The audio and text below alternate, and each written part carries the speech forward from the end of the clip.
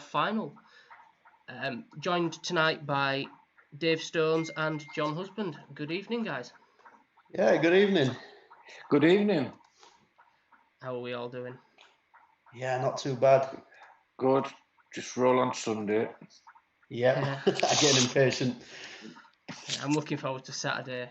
Unfortunately, I didn't get the games in I needed to qualify for the big final. But you can still get through it that way. Yeah, no pressure. No pressure whatsoever. Get a multi prize along the way. Yeah. It'd be nice. Nice. I'd rather win that Vegas trip though, if I'm not gonna lie. Much rather. Well, that's the one that everyone's in it for. Yeah, it's a star prize for sure. So what have we got tonight anyway then? This is the playoff final. So this is all of the players that didn't quite make it into any of the finals. But the top 3 players from tonight, they're going to be playing in the bronze final tomorrow. Yep. So they can still make it all the way through to gold final and win a Vegas trip. You could even turn this into a main event package if they're lucky. That would be some run. All the way. On the stream, I see only 2 have took the rebuy straight away. Yep, so Matt Telfer and Dan Bonza, both Humble League players, they've both taken the add-on. Let's see, I wonder if anyone else has done it in any of the other 2. Yeah, they're the only 2 that have done it in the entire tournament. So we do have 24 players tonight, so that's 3 full tables as of right now. We will be showing 2 tables all night, and as and when there's big action, we'll just zoom into each table. Just for the guys that are new. Picking anyone out? I think it's a bit early to pick someone out for now. There's some good players in it. Just having. Yeah, I mean, considering that this is just the playoffs and that these are the people that haven't qualified, there is some good players that are in it. In fact, on the table on your left, I mean, 2 of the players that were currently in this hand, you've got Matt Telfer, he's a very good player from the Humble League, and Rob Joss. I'm not just saying this because I'm related to him, but he even cashed in the Party Poker Millions the other night for $2,000 on Sunday night. So, I mean, well, that pretty much just pays for a Vegas trip anyway, but I guess it'd be nice to win one for free as well. Yeah, I know Miguel on that table. Do I know anyone else? Don't know anyone else on table. There's a few names that I don't recognise on there. I think that's Stephanie Franklin. I think it's Miguel's stepdaughter. Oh, it's Linda's daughter. Anyway, table 2. I know Chris Bravender. Yeah, he's been up the game a while. When I first started playing, he's on my first interleague table. Yeah, he's moved over to Ireland. Has he? Yeah, he's living in Ireland. I'm speaking to him at Nationals, and was he Midlands in? Yeah. Yeah. Nice bloke as well. Anyway, I'm going to stick my neck out now. I'm going to pick Sean Elliott to qualify. Sean Elliott, okay. I'm going to go for, I think Peter Cook's in this, isn't he? Yeah, he struggled online a bit, Peter. I've been very surprised by his results.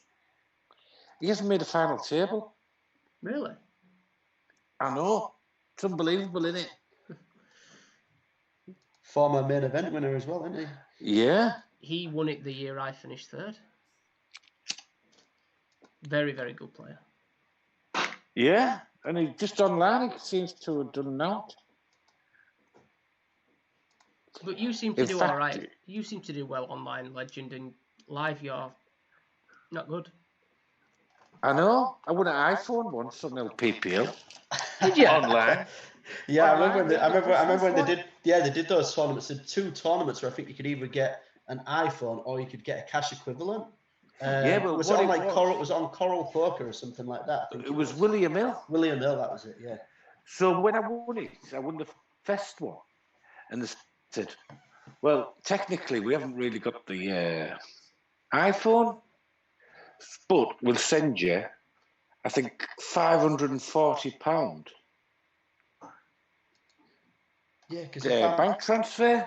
if I'm right in thinking, because they did 2 of those, and Matt Telfer, who's obviously playing in this one now as well, he also won one of these tournaments, the other one, and I think he got the cash equivalent as well. Well, that must have been the week after. Yeah, because I think they did night- 2 of them or something. Yeah, because the next night, a woman from the northeast won it. But I'd already knew I was getting 540 quid. So I said to her, "I need to know if you want to sell that iPhone. I'll give you 400 quid cash for it tomorrow." And then you get some money as well. And she said, "I need an answer before they got in touch with her." And she said, "Yeah, I'll take the 400 tomorrow." So I took the 400 quid. But me knowing I was getting 540, so I got a check for 1,080. Nice. Yeah. We used to have, we used to play, there was every Friday night a tournament in Sheffield at one of the casinos there, where every week there was 3 mystery bounties in the tournament. So when they did the random table draw at the beginning, it would obviously just be allocated to 3 of the names that are in the tournament. And if you took out one of these 3 players, you obviously didn't know which ones they were going to be. The TD had come across you. You'd have 3 envelopes. And this was every single week. One of the envelopes would be a brand new iPad. One would be £100. And I can't remember what the third one was, but it was something decent as well, what they was throwing in like every single week in these tournaments. Which is well, we've got a 3-way all in, which obviously 8s beat Kings and Jacks. That's a big pot to win this early. Yeah. But luckily, those other 2 guys hadn't taken their add-ons, so they're still in the tournament. We was actually talking just before the stream started about what the benefits of taking your add-on right from the beginning of the game is. And obviously, if the guy who had pocket kings had taken his, he could be in a lot of trouble without his re-entry. Yeah. But we do have a chip leader for sure. It's a bit of a kick in the teeth straight away, though, isn't it? Yeah, not a good way to start a tournament. You're thinking, I've got kings busted already, it's just not my night. It's going downhill from here. But what's interesting in this tournament as well is obviously leading up to this point, we've had all of the qualifiers where people have been trying to ladder, just get some points, make some final tables. But in this one, it's literally you've just got to make it to the top 3 to get through. That's it. There's nothing else after this point. It will be interesting So- to see how people's strategies change. Yeah, because will it make people more aggressive here? You've got to go for it. You've got to finish in the top 3. And it's a faster structure. So you don't want to get too short early doors. So I think that's why I would have took my 20 early. Yeah, then you are able to put pressure on a lot of other players, and you've also got the added value at that point. If you take the 20k, that's some of these guys who are going to want to be taking, a gamble for it. If you've got the hand, it can pay off. Like obviously in that first one, Kings against Jacks against pocket 8s, the majority of the time pocket Kings are going to be winning that one. If you do get one of these lucky spots early on where you've got pocket aces against pocket Kings or something like that, if you've taken the add-on and the other guy's taken the add-on as well, then you can win a monster pot if you get it in good and hold. Yeah. Which I always do get it in good. Yeah, Just don't hold all the time. Of course you do. It's the aim, isn't it? Get your chips in with the best hand. Oh, fuck class. I don't think I've ever seen you win with the worst hand ever. But yeah, so there's plenty of ways to look at it. If you want to, get rid of your second life, but take a risk at, having the big stack, putting the pressure on. I quite like the fact that the other finals are just straight up freeze outs. Yeah. But the gold, I think, is a brilliant structure on a 10-minute clock. Yeah, with a 50k 50k starting stack, yeah, it's going to be that is a lot of play. Yeah, definitely. You know what I think when I see that? That's going to be one long night. Yeah, but it should be, because you've played that long to qualify for the main prize. You know, you don't want just like a fast table tournament for such a good prize, do you? You know. Yeah, I just meant like some quality play. From the streaming perspective, that's going to be a long night. Yeah. I hope I'm playing it, to be fair. It's a good job we got a few of you commentating on that night. Yeah. So I can see we've got 12 people currently watching on the YouTube channel. I have been told from someone that the sound quality is all right as well. Perfect. So that's a good thing. I'm sure you guys will be able to see that I've got the chat showing now on this new stream as well. I didn't actually realise that was a feature until we went live, so that's quite good for us, I suppose, that we can see any comments. So Esme48, I'm guessing that's Sean. That lost with the Kings. Yeah, I bet it did.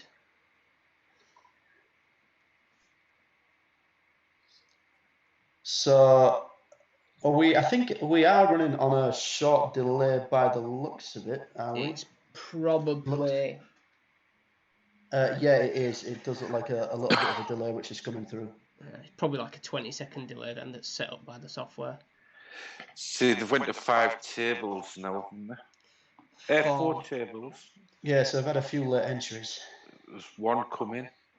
Yeah, I've had one late entry. So don't put any spoilers in the chat box if something happens straight away for anyone that's streaming.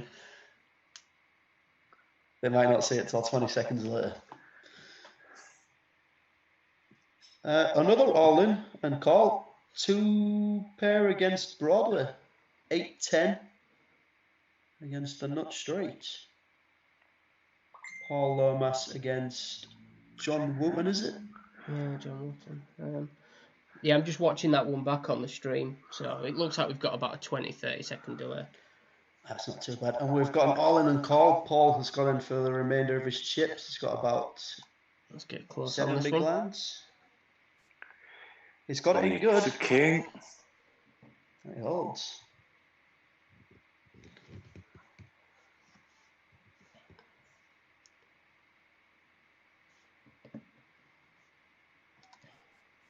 This is the first stream then with this new setup, isn't it? Yeah.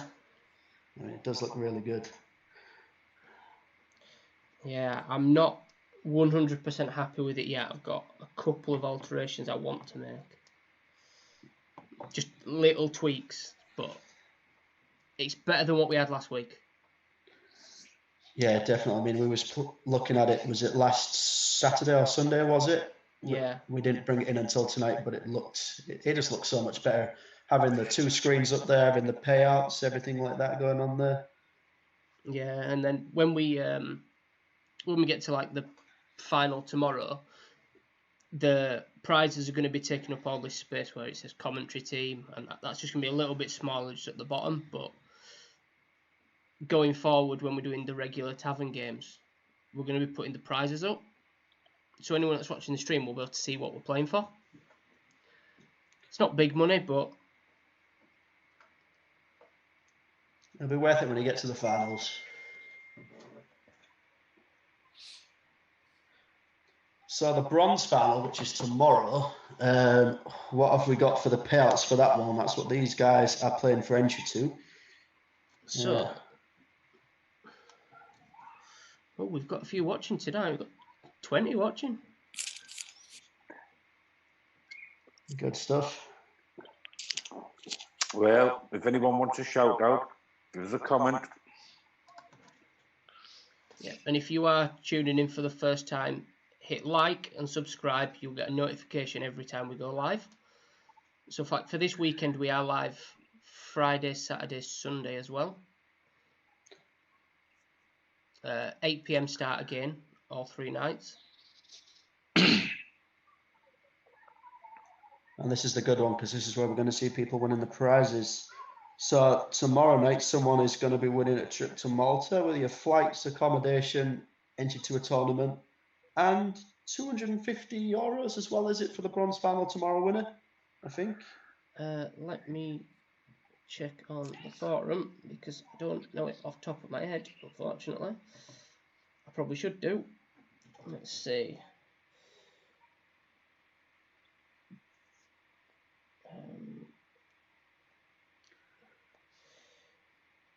Yeah, €150 spending money with that Malta weekend. Yeah.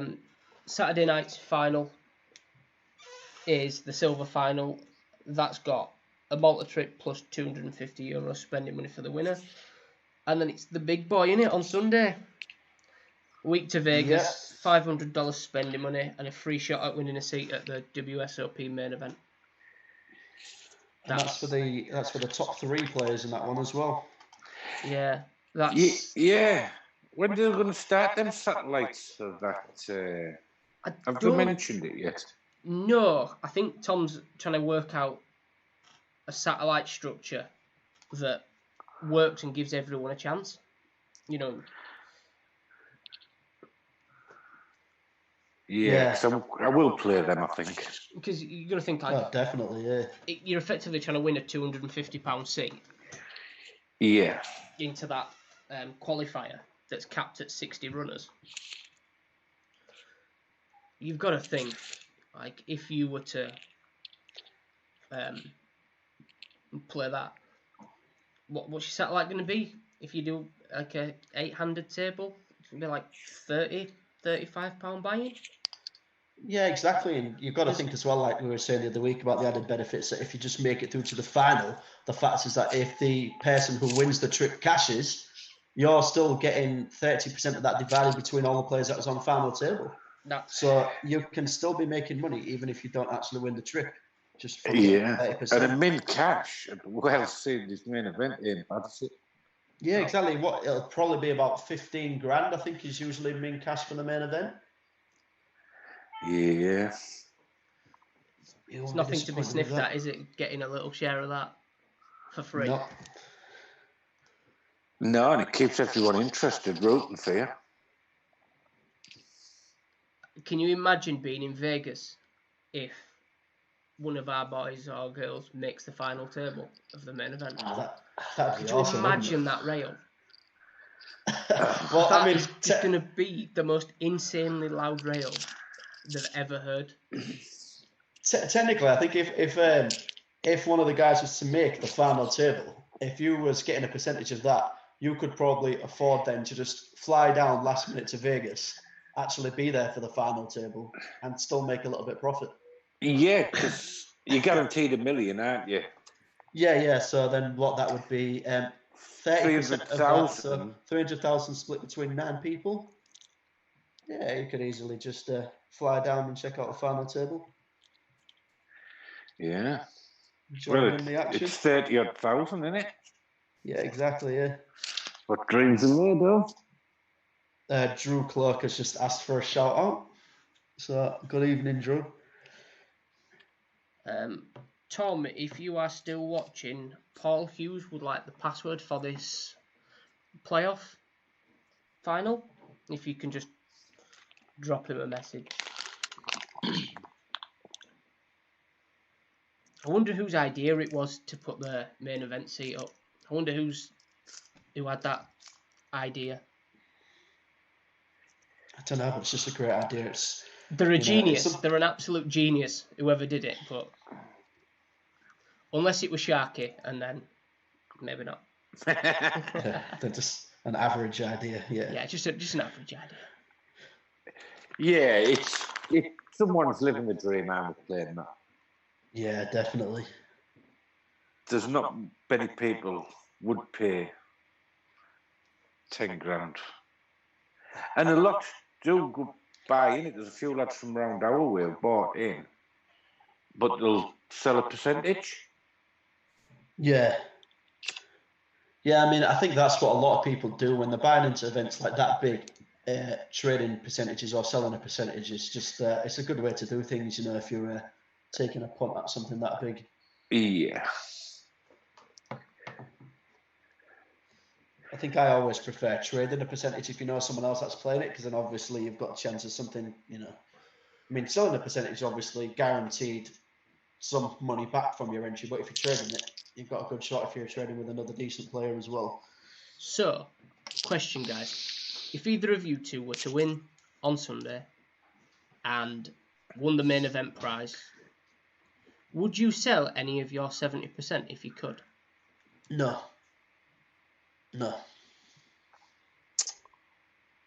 What about you, Legend? I don't know. I think I think about it. I think my thinking of it is, if I've satellited into something and won it so that I've not paid up any of my own money, then I have no real reason to sell any of the action, because it's essentially a free roll. So it doesn't bother me that much.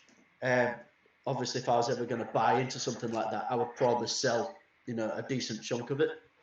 But you know, if I won a satellite into anything, like if it was £1,000, £500, 10 grand buy-in, and I didn't have to pay for it, then I'm not that bothered about selling a percentage. I'd be happy to trade if I knew someone else that was playing in it.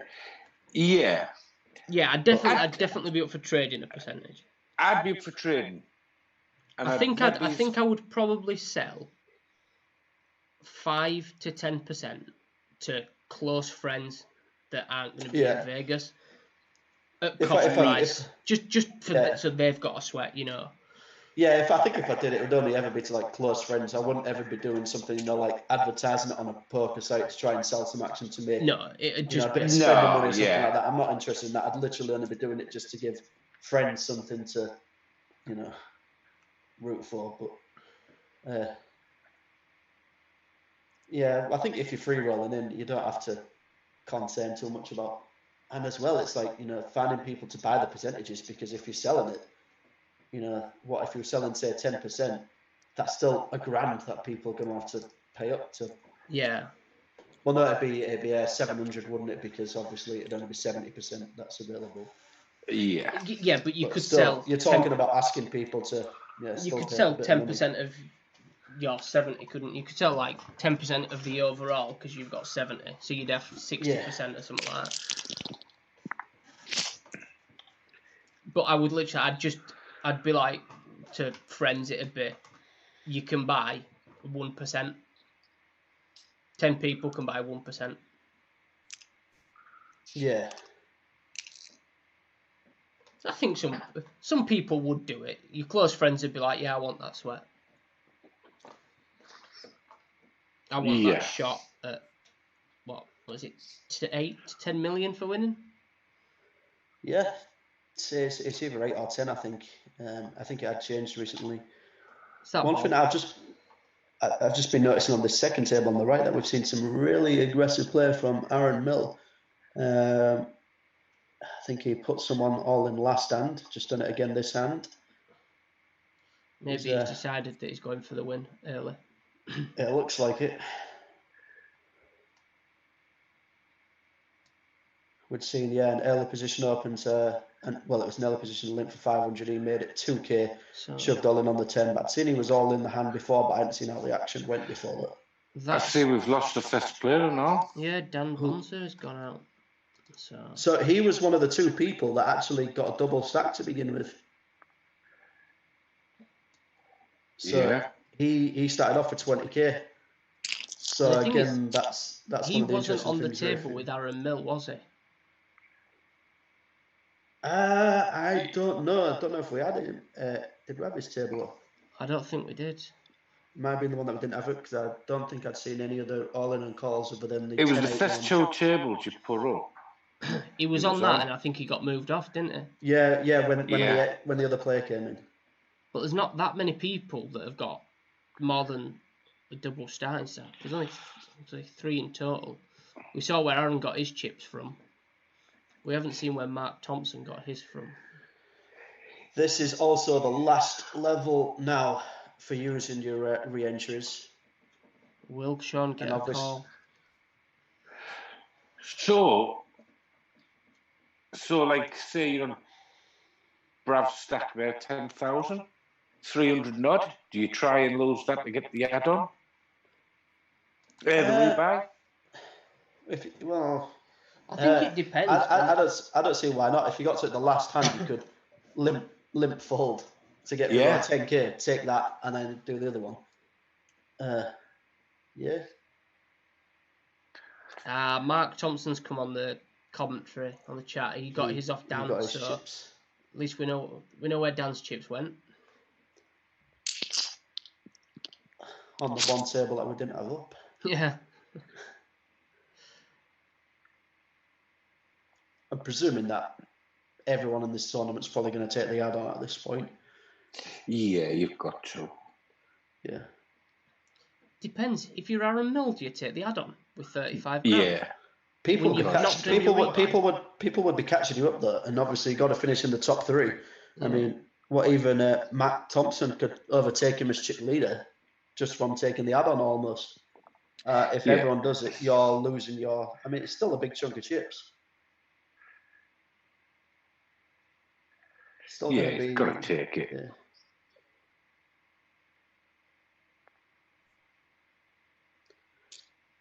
Be interesting to see if the play changes much as well as soon as the re-entry period's off.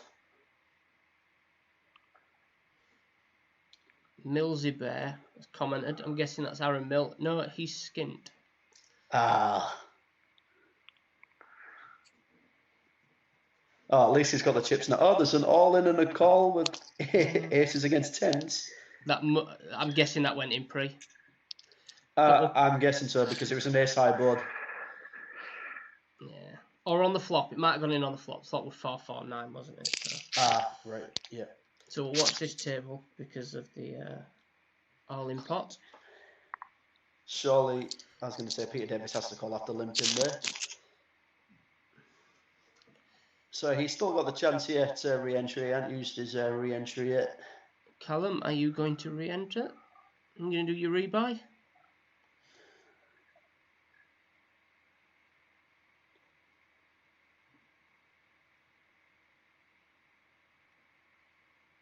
Is he going to do it? No.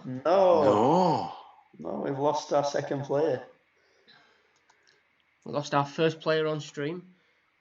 See, I'd have done it there, me.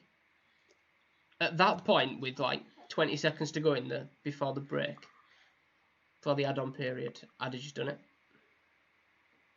Yeah, I would have. You're going for the top 3, aren't you? If you've been playing, I don't know how many games that they'd played, if they'd played the bare minimum of 8 games to qualify.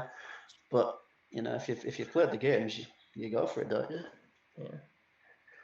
I think I would have done it purely because of the potential to go all the way. And they have. Yeah, I think I saw that they're paying the top 3 in this tournament as well.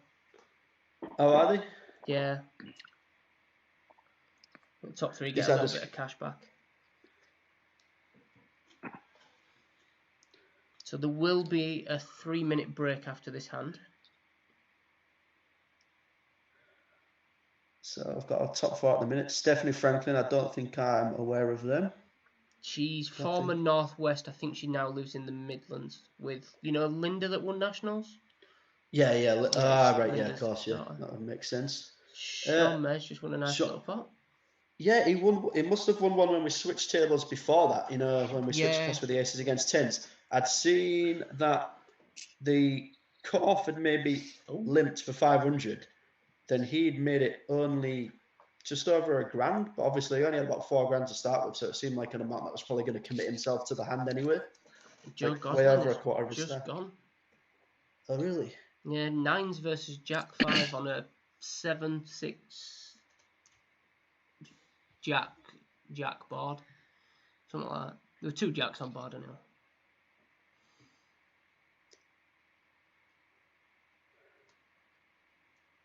I'm just going to pop this up here so people can see the full lobby. Put chips up. So 3 out so far. Could be an early night, this one, guys. It could be. But I don't think a lot of people have took the add-on. They've not put the numbers on yet for the add-on.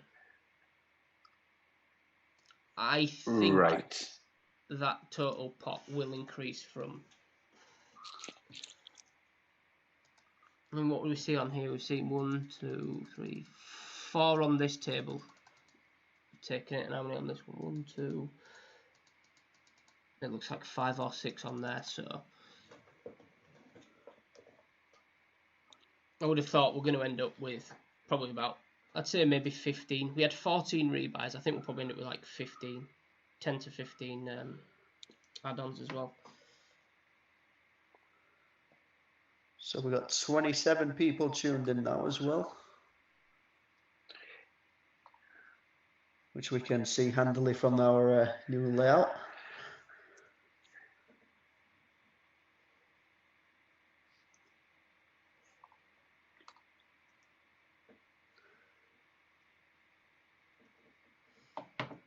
Those people that are watching the stream, what do you think of the new layout? Do you like it compared to the old one? Anything? Is there anything you want to add into it? Yeah. Realistically. That's the big one, isn't it? Like, is there anything we've not thought of that you want to see on here? Fortunately, we can't do webcams because no one wants to see Legend. No offense, mate, but I definitely don't want to see it on my computer. I don't want to see Are you it. still in this? Are you still in 7 o'clock? No, I went out. Kept that quiet. Yeah, he did. Like I didn't mention I was playing the 7 o'clock game on stream, though, did I? Tried to keep it quiet. Now we all know. Yeah. Wasn't my finest performance tonight, but I've had 2 good results this afternoon.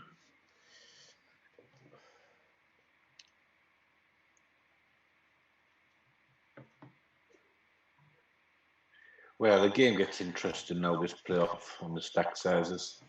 Yep.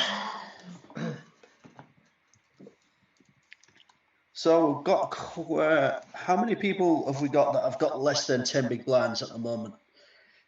I'll have to quickly move this. We don't have any. No one. We don't have anyone with less than 10 big blinds? No, we had 14 add-ons as well. In this. Not bad. Looks like we've had some more comments as well. Sean Mayer loves the layout. Terry Evans saying, unless you're on Rice, you've got to have the add-on. We can't get walk-on girls, Terry, I'm afraid. Unless you want to pay for them. Yeah, if you want to donate them, they're more than welcome to come. We have an all-in call. Oh. Wow. And it looks like 9-10 has doubled up through Ace King. He turned the straight, didn't he? No, he picked the flush. Yeah, he turned a straight. Yeah, he turned a straight again. He picked the flush draw up.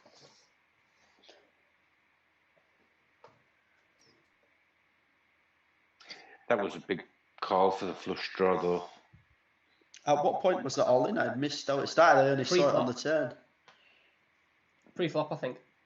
Was it pre-flop? So 9-10 had shoved from early position. I mean, they would have only had about 11 big blinds at that point. It did look. It looks like. I think Grant Lawrence. I don't think he actually did his re-entry, his rebuy or his add-on. So we'll probably just start going for it now. Yeah, I mean, it is a little bit of a loose hand to be doing that with. I mean, you could still maybe find a better one, but as we've said in this tournament, you've literally just got to make the top 3. So you do have to take a few risks. Ooh, we have an all-in on table 1. Robert Joss gets Rob Joss. 3 limpers or something on his big blind and just shoves. Yeah, second best player in my family. Who's first? My mum. She's never played before, but... Sorry, I couldn't resist that one. You set yourself up perfectly for that.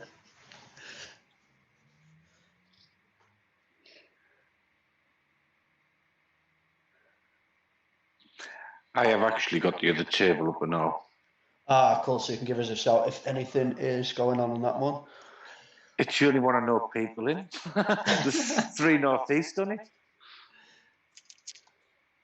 Is there? Yeah.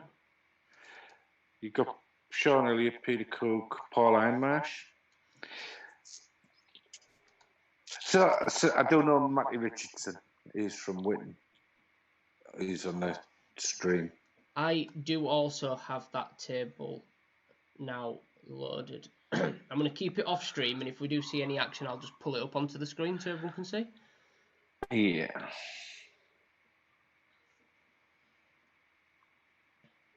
I don't think people's eyesight's are strong enough to have 3 tables up on the stream because it'd be an absolute nightmare for me to set up as well. Yeah. I've We literally can got only like give you half so of much. I've got half my screen showing to show those 2 tables, so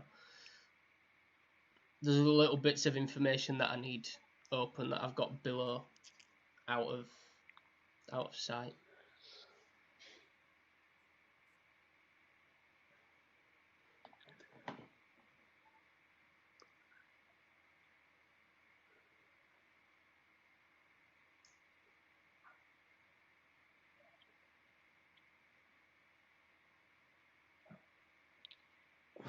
Reasonable pot going on the left table with a still chip leader Stephanie Franklin. I'm just going to load up the other table. We've got action on the other table, yeah. Oh, we do. Ace Jack against Pocket Jacks. Sean Elliott that you called for the win, I think, didn't you, Legend? Yeah, well, he made the initial race pre-flop. Then Paul Ironmarsh he made it 2-4, and Paul Ironmarsh made it 3-6. Just so Sean, dead min raise. Well, not even a min, just a min bet. Yeah. And Sean tanked a bit and put him in, and he called. What was their stack sizes? Do you know about how many blinds they had? About 20 to 25 bigs by the looks of Sean's stack. He's got 31k now. 3-6. Yeah, I think it was something like that. 25 bigs. Quite a big one for Ace Jack there, then. Yeah, well, he's out, so... He did final table at the Nationals one year, actually, that Paul Ironmarsh. Is Sean Elliott... Oh, no, not again. No. Oh, good. Thank God for that. Sean Elliott, is that any relation to Jay, or is it actually Jay Elliott? It's Jay's son. Jay's son? Yeah. I'm guessing he's a better player than Jay. He used to be. He hasn't played for a lot of years, and I've never seen him. And I was surprised when I seen his name come up on the lobby the other week. And he played his 8 games to get into this, but it looks so he started to qualify for this month. But yeah, he was a canny little player. He was. Got a big pot, I think he won a North East final actually. Missed the action pre-flop on this one, but that's a decent sized pot at these blinds.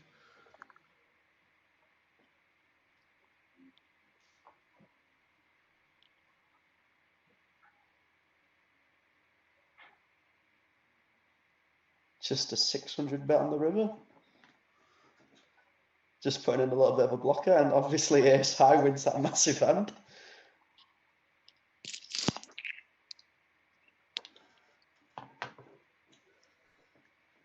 Right, as you can see now, when you're looking at the chip stacks at the minute, there is quite a big difference between first and second stack. At this stage, given that we've still got 21 players left in, need to make it to the top 3, what would you be doing at this point with about 50 odd K? Would you be taking it more steady, or would you be putting up the aggression? How would you be playing it? I wouldn't be putting the aggression up at all. I'd just sit and wait, let them knock each other out, and just. Yeah. Yeah, I think I'd be playing. I think I'd be playing it a little bit more solid. We have an all-in the call. Oh, all the outs for A6. They had a straight draw, a flush draw, and an ace to hit, and the ace made it. Was that all in pre-flop? Yeah. Looked like it. See, I think there's a lot of people playing the rag too much.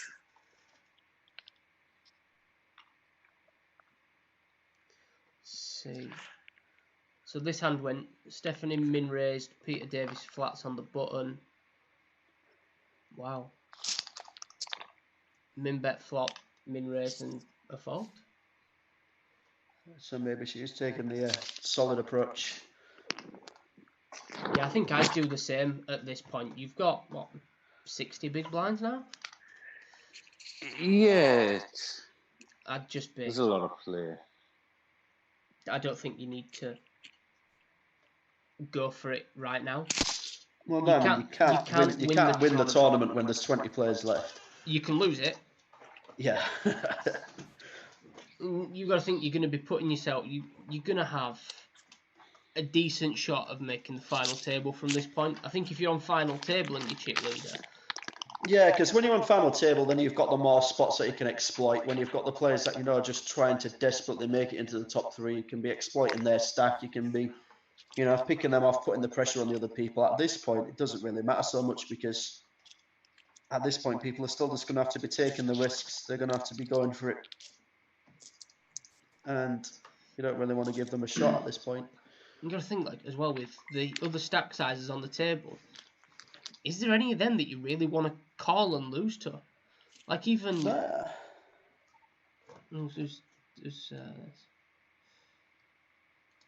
like this stack here, Catherine Wotton, 12k. Yeah, it's still be damaging. You don't want to lose 12k of a 50k shot. You lose a quarter of your stack. You're right back there, aren't you? You're like, all your gaps gone.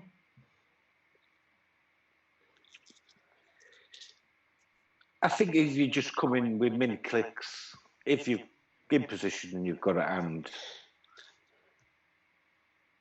you've got to look to be min clicking. So we've got 2 decent pots going on at the minute.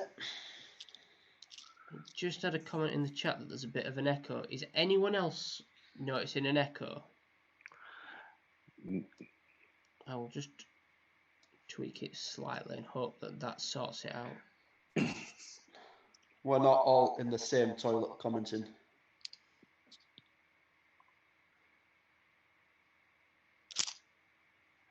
I think we're all in different toilets. I don't think... I hope none of us are actually in a toilet. No. Surprise.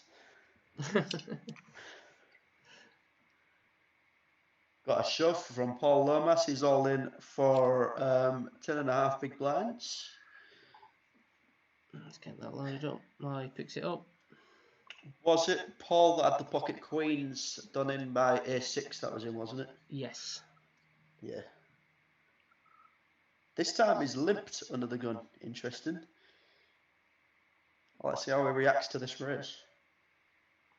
Has he limped to trap? Has he limped to see a raise?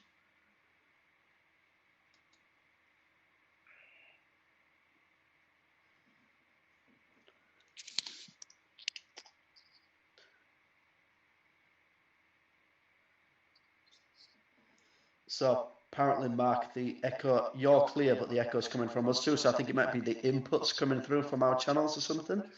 Yeah. What I'm going to do tomorrow, if you guys are... It looks like he did limp to induce. Ooh. He's going to get a call. This looks really don't know, because that's super strong, that. He's limped hoping that'll happen.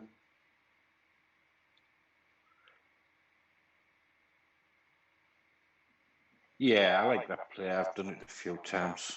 It looks so strong though. I mean, it is hard sometimes to get value from it, unless the other guy's got the monster. And if he had the monster, he'd be calling you shove pre-flop anyway, wouldn't he? Yeah.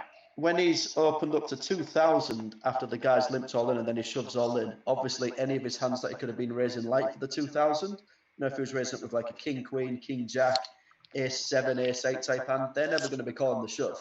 But any of the hands which would have been calling the shove would have just been calling it in the first place if it had shoved all in under the gun. Yeah. And then you've also got the worry that if you have limped under the gun, and everyone's a little bit wary about that, thinking that's a bit funky, you've limped 10.5 big blinds, they might just limp, big blind checks, the flop comes up 2-3-3, and yeah, bad things happen. But wouldn't we be better off just min raising him? There was only 2 left. There was still the blinds left to act. He just raised from the button, didn't he? But yeah, at that point, if you're Paul, you could maybe decide to flat call if you had something super strong, and hope that you can shove the flops. Maybe if you actually had something like kings or aces there. I mean, that would be a bit of a weird play as well. But then like checking the flop, hoping that they see bet the flop, and then jamming over the top of it there, and at least you've got a bit more value out of it. Or just hope that they actually were super strong and shove it. But obviously that wasn't the case.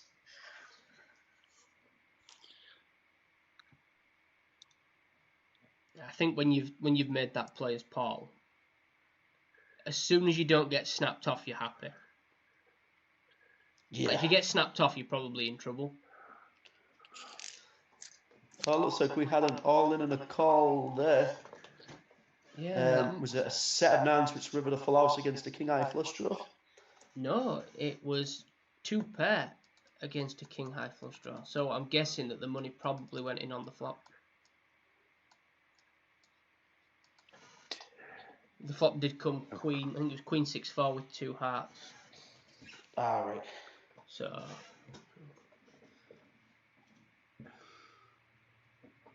Well, this is an interesting one. Min under the gun and a min click from the cutoff.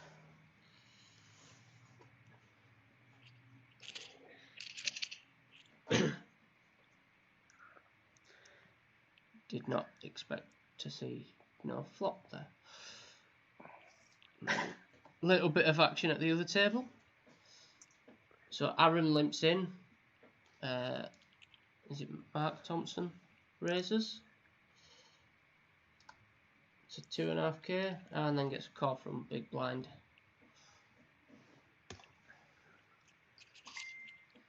Oh, We have an all in. Just starting to shove now. There's another lad on the other table doing a bit.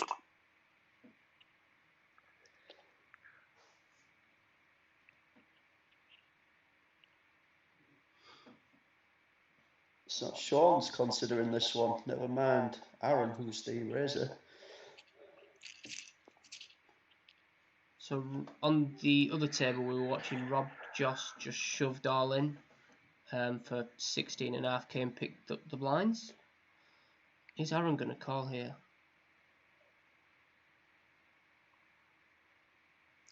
It's got the right price, certainly.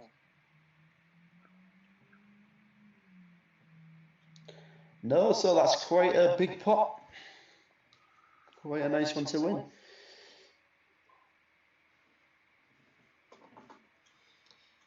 It's an interesting message we just got in the chat from the Rooster Booster. I wonder who that is.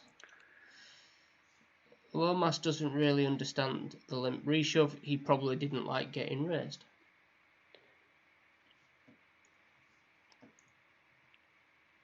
Still a very strong player. Yeah, it works. But as I said, he'd literally shoved all in the hand before that as well for the same amount of chips.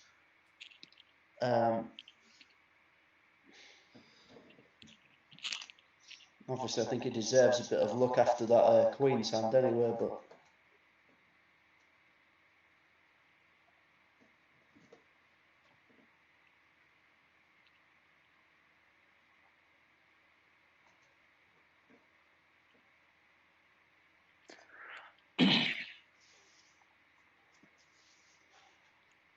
Miguel Sanchez, I'm sure there's a Simpsons reference in that somewhere.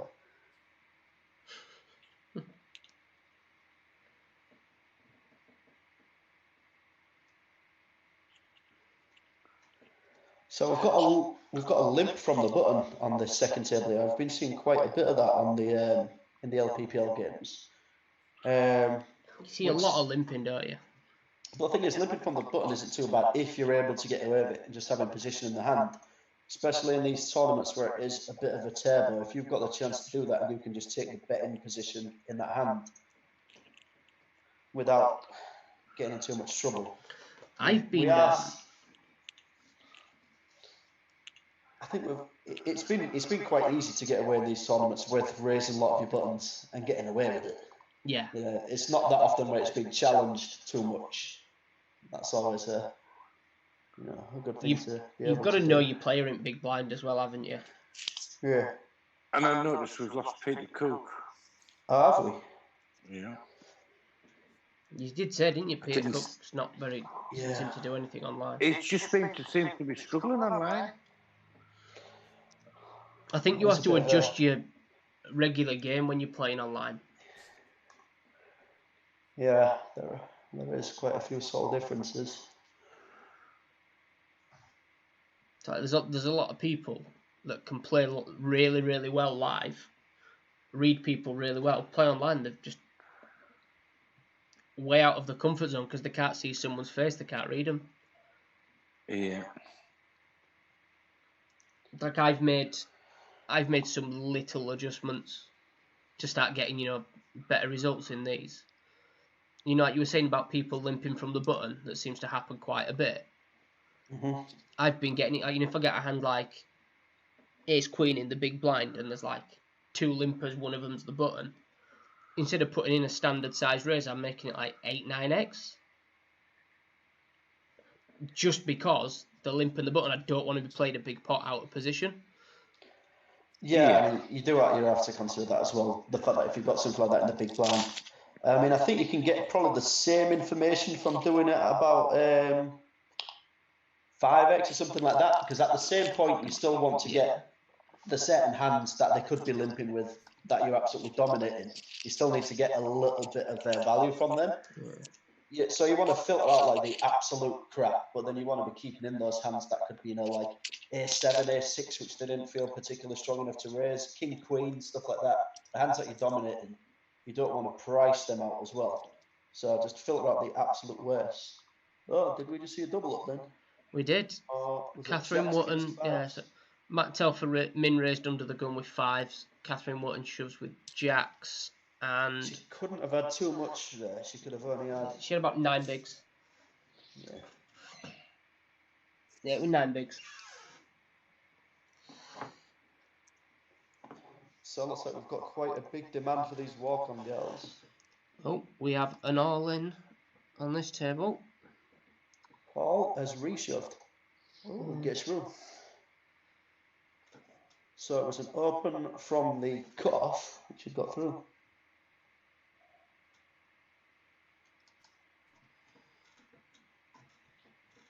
Still a little bit of action before we go into the break. One last pot. Yeah. There's still a pot playing on the other table, so what I'll do is I'll pop this other table up so we can see this hand. And then I'll be hiding it again.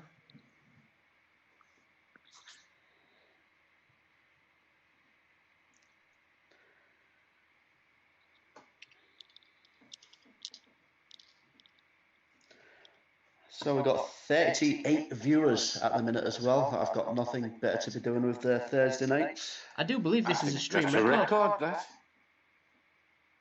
I think it is. Well, here's the finals, so hopefully, yeah. Hopefully, we get 3 figures for the gold final. Yeah, that'd be good to see. Yeah. I can imagine us getting. I can see us getting 100. Yeah. Because by that point, I'll have sorted out Facebook streaming as well. And I think once you hit final table, I think it's going to go mega because friends will want to see how they're getting on. Even family. Yeah, exactly. Yeah. Yeah. I think it'll go through the roof when you hit final table. Depends on the time, though. Well, yeah, it's going to be. It could be late-ish, couldn't it? It's a 50k yeah, on a Sunday night, yeah. Yeah. But it should be. Well, even with down to 2 tables, they're going to be telling people, posting updates. So, yeah. So, the stream on Sunday night is potentially going to be on a 5-minute delay. Yeah. Because we've got myself and Holly Stanswood doing commentary that night, who are both in the silver final. So I suppose if one of us gets lucky and makes it, we'll be putting a delay on just to protect. Yeah. That's definitely understandable. Yeah, especially with I actually think, to be fair, for that final, if I do make it, I won't be putting my table on stream. Yeah, I mean that's like why I said that I wasn't really too interested in doing the gold one, like for that reason. Yeah. I mean, as well, one thing, one reason why I need the delay on, even if you're not streaming your cards, is like you can have like the subtle things going on, like say that for all of a sudden you just decided to stop talking or stop commenting. That could give away a little bit of information. Are you really interested with something going on at the table? And they're getting a good look at your play, aren't they? Yeah. Or you get, there's a feature on Party Poker, I don't know if you're aware of it, where you can set it up if you get hands, you know, within like a certain range. It makes like a psst sound, which is really useful if I was hearing that the other night. I think, did Craig Smith have it set up on his account or something? No, probably me. Was it you on yours? Because I know it's a stream that set he's doing with them when I kept hearing that noise going off. I didn't even know they had that setting. Yeah, it's for when you, obviously, it's really useful if you're playing 3-4 tables at once. Yeah, so you know you've got something that you could be missing out on if you're in the middle of a hand. Yeah, so you can set it up for whatever parameters you want. So like I generally have mine for like pairs that are 9s or better, and hands like ace-9 suited and better. There's like no worse feeling though than hearing it when you're on break, coming back and seeing like ace-9 off, and you're like, oh, I don't want to see that. Under the gun, ace-9 off. So in the comments, we're getting a lot of shout outs for Sean and Lomas from Rooster Booster. I'm guessing that's Sean Mayer, Paul Lomas, and David Kilshaw that is getting cheered on. Sean, as well, commenting what we said earlier about chip leader playing tighter, as you can't realise your equity from a hand if a short stack those. So, I mean, what are we looking now? She's still got the chip lead. Obviously, it's narrowed quite a bit, but she's, I mean, what, the most that we ever saw her have was it just over 50k? Yeah, I think she got up to about 53. I mean, I've not really seen her play too many hands, so this could just be the fact of the blinds passing at this point. So, I mean, now you asked, yeah, I think she's still going to have to play a bit more, just keep the rhythm going a little bit, keep momentum going before you get out of the top 3. I think you can pick and choose your players, though, who to be aggressive against. So it's against that dangerous spot now. I mean, you've got Rob, Joss, and Matt Telfer on that table, who are definitely going to be looking at getting the double up as soon as possible. Well, we're going to be starting back, and the blinds are 6 and 12.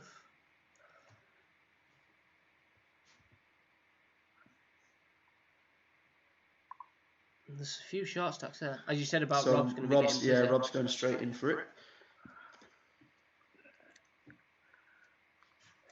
If he gets a call, he doesn't get a call. I would have zoomed in if he got a call.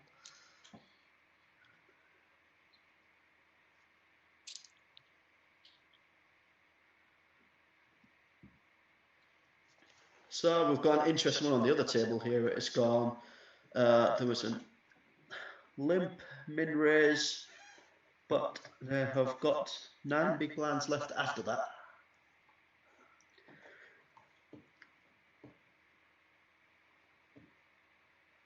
Just going to flick 2 tails back on because Matt Telfer's all in from the button. He does pick it up though. Flicks it, yeah.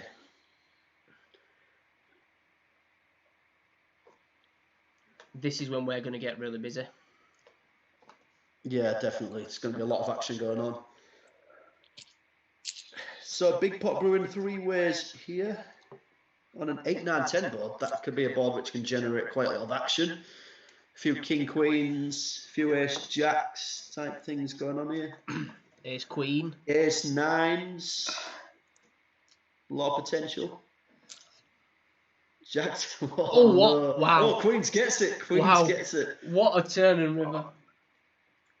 Wow. I mean, obviously, Jack 10 pre-flop could not fold that all after limping in for 1200 for a min raise after there's a call as well. No, you can't fold that there with Jack 10. He can't fold the Jack 10. So personally, I'm shoving queens there. Yeah, definitely. That being said, I wouldn't have doubled up if I did that with queens. I'd have picked up 3k. when you've got the extra value from the limp as well, the pots are decent size as well, and yeah, nice hand though. Back in the game.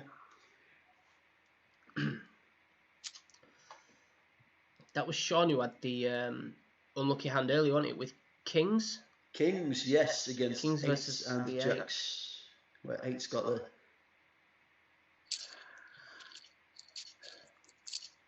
I wonder who Vexed is on the chat, because I don't know who it is. Is Rooster Booster Paxo? It would seem it could be Paxo. I know that Paxo is watching this. See, I tried to get Paxo to do some commentary, and he doesn't own a microphone. and he doesn't have a mobile phone, or I could have got him on that way. Yeah.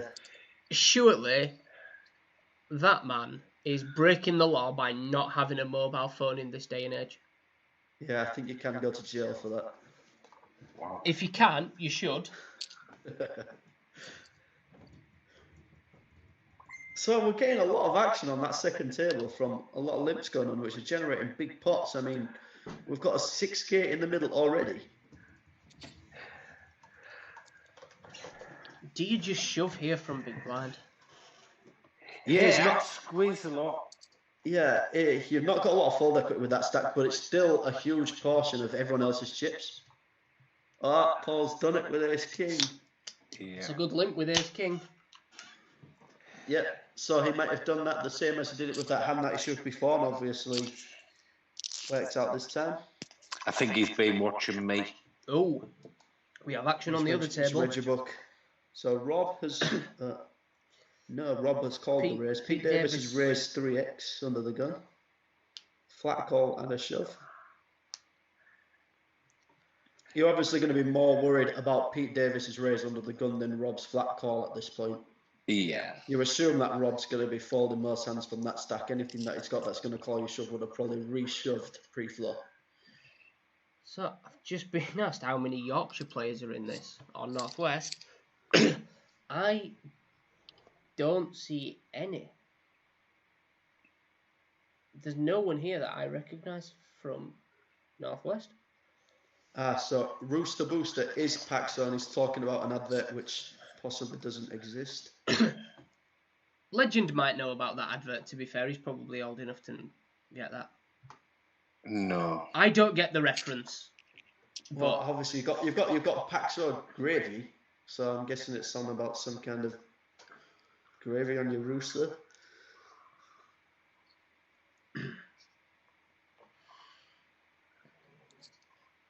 I'm just thinking it's some weird southern rubbish. Yeah, I think so. It's probably funny to Paxo, but no one else gets it.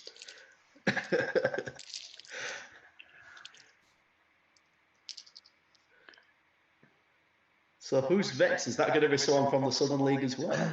I think so, but I don't know who.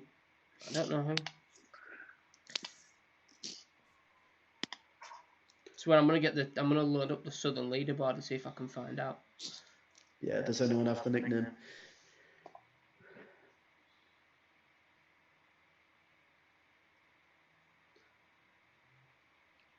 Let's just check.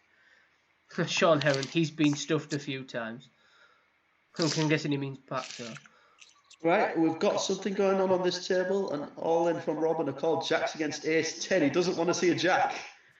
And he doesn't see a Jack in double. So that's the chip lead gone. Yes. Now, I think maybe Ace 10 is a little loose of a call there. Yeah, I don't think I make that call. I don't know who Vexed is. They're not on the Southern leaderboard.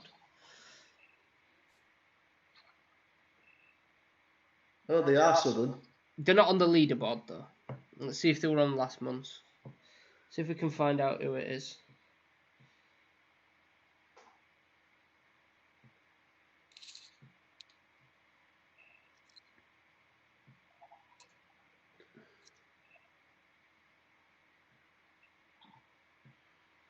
Yep, can't find them. Don't know who it is. I wonder if Good it's luck, Paxo on a second. Good luck finding them. Yeah. I wonder if it's Paxo on a second account just being a Talking silly to bugger. himself. It's trying to look more interesting. That's not possible, is it? Surely.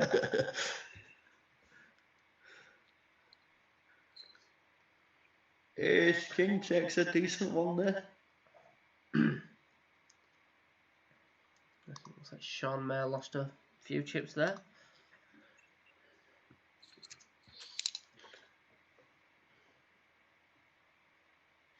Looking to get him back. Raised up, but got shipped on. Zoom in on that table because that's getting cold.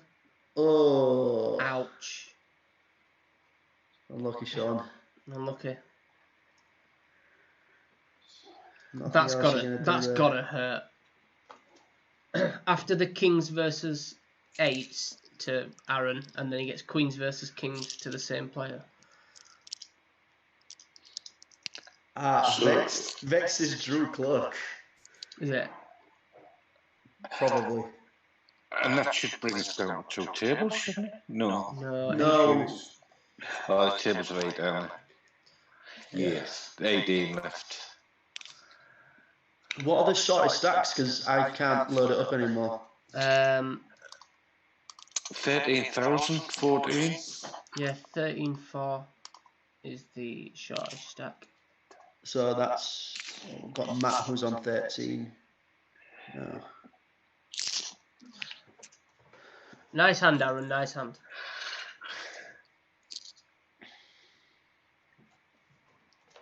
Matt has shoved all in over 2 limps, and he's got called from the bottom limp. A bit of a sweat, and yeah, 6 takes it. Ouch. I would not be calling that with Ace-6. I think I definitely raise with Ace-6 there. Probably make it like 4K. Prepared to call the all. I think limping to call it is a bit of a big. Matt can shove a lot of hands there though to 2 limps, can't he? Yeah, but I don't know how much fold equity that he's got, so I don't think he's going to be doing it super light because he's probably expecting to be called off. Yeah. I just think Ace-6 is a hand that's a little bit too dominated.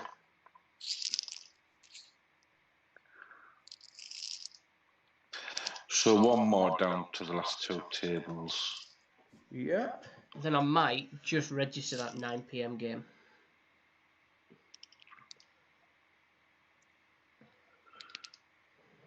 We're after that MVP. Well, you're going to have to bank some games in. I've played a lot, to be fair. Luckily, I'm not going to say what I was going to say. Could get myself in trouble.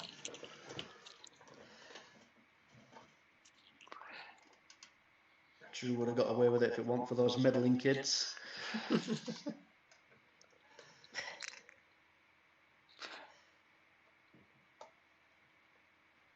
I wonder if we could get Drew on the commentary on Sunday night, maybe, if he's not playing. Yeah, see if he'll get involved. I think it'll be good to have him.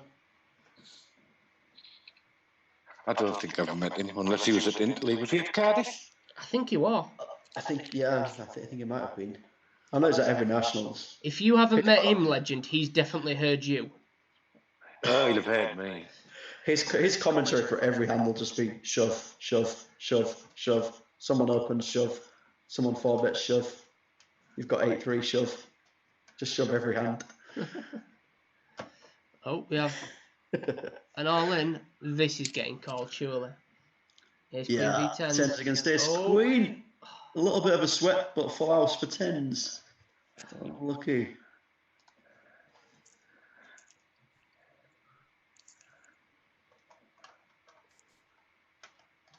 Let's get into that stage now. We are going to see a lot of action.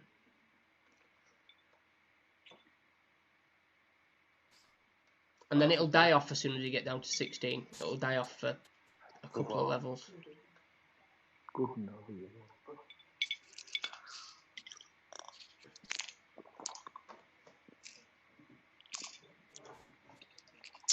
Yeah, we're at Chubbin stage in the 7 o'clock game now. How many's left in that 7 o'clock game? 18. 18 left. Are you one of them? Of course. How? Because I always have the goods. I'm in 12th position anyway, so... I hope you finish 17th. We just had a big... On the other table there, Sean Elliott all in. Oh, He's just lost his stack. Ace King versus Ace King. And is it a flush, one of the lads? We're going to watch this hand. He's all in now, and he's got a call. Oh. Potentially 2. And we're down to 2 tables. Yep. So I'm just going to pop them there. And he's out. That's true. Yeah. Just quickly reshape those tables. I hate party poker when it just takes so long to do that.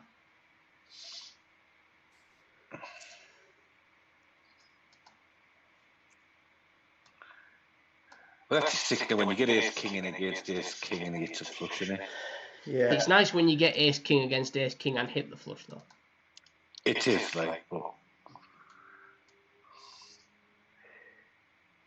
Let me just keep an eye on this lobby for the 9 o'clock game, so I can buy in at the right point.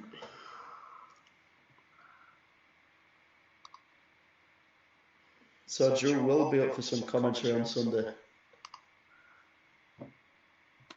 Awesome. We're going to have quite a few on commentary Sunday, by the looks of it.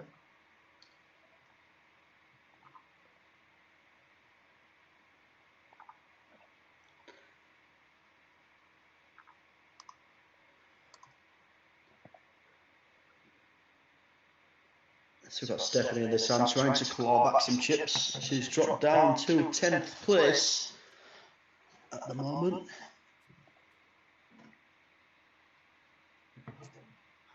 Hadn't really seen her play too many hands after the Ace-10 against Queens one.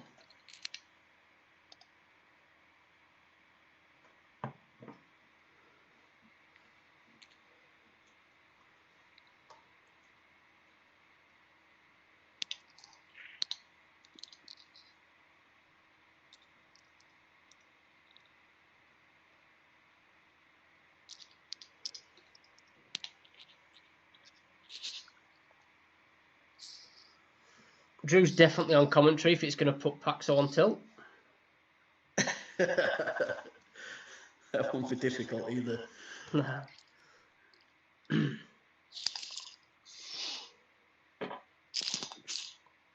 Got a bit of an action board on that last one.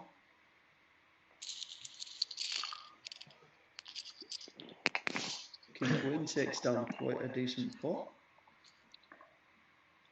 So is there anyone we want to put commentator's curse on in this? That we want to? Yeah, because normally when we pick a winner, they end up going out very quickly. I'm going to pick John Husband in the 7 o'clock game. Because you see me stack? No, I've not even got the lobby open. It's just that I want to put a curse on you.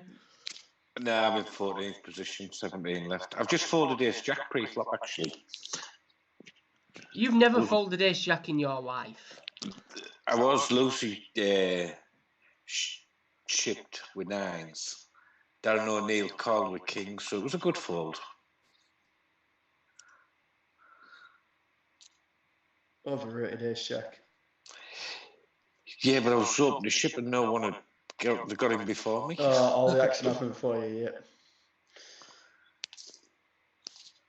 We've got a shove here from Stephanie. She's all in for 11. Oh, and we've got aces against Ace Jack. What else are we saying? Ace Jack. Kill Shaw wins. Oh, good.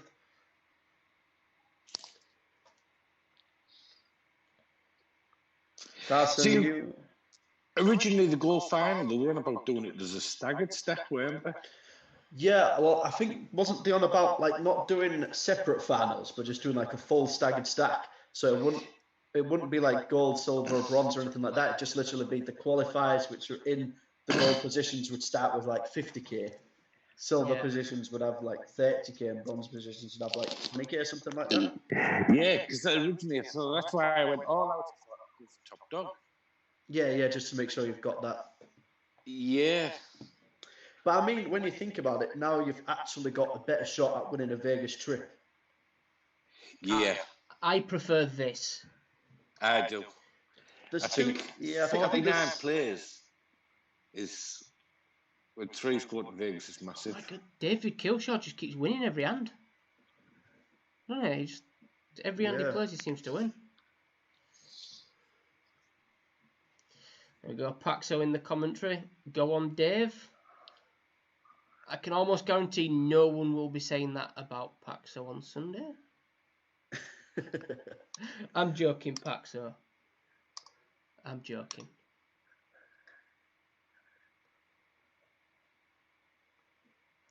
He takes it well, to be fair, does Paxo, doesn't he? Yeah.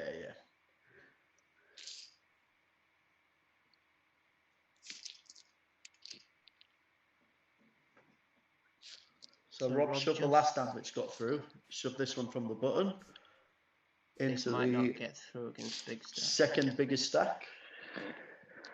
Got through. No. Just notice this table has got the 3 chip leaders on it. It's the action table. Rob, going for it again. Again. Go on, Rob. I'll flick it over if he gets a call. You don't care about these guys being chip leaders. Nah. It's probably the best people to shove on, though. Yeah, they do need to be preserving their stack a little bit, as we said. Oh, we got an all-in and call, and All Lomas does it again for the double with the best hand. So that went Peter Davis min raises under the gun. Paul shoves for about 5.5 bigs on the big blind. Can't really fold, I suppose, once you've got mind with Queen Jack.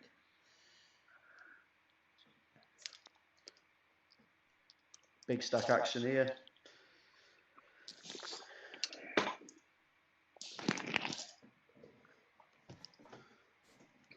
Have you played much against Eddie, Paul, you guys? No, I think I've only seen them like since May. I've seen them in like every single tournament that there's ever been. I think since May started. Yeah, but they seem to always have a stack. Yeah, played very aggressive when I've been on the same table. Yeah. I think there's a lot more joined it this month. Actually, there's a load of names I don't know. Yeah, I think a few of the APAC guys have jumped in as well. Yeah, I've seen the likes of Ian and Dave Amos, Lucy Amos. Yeah, and you can't blame them for the prizes. Why would you not want to join in? Exactly.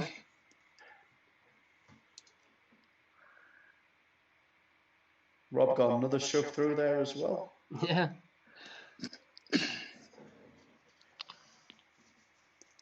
Well, the table seems to be a bit quiet, doesn't it?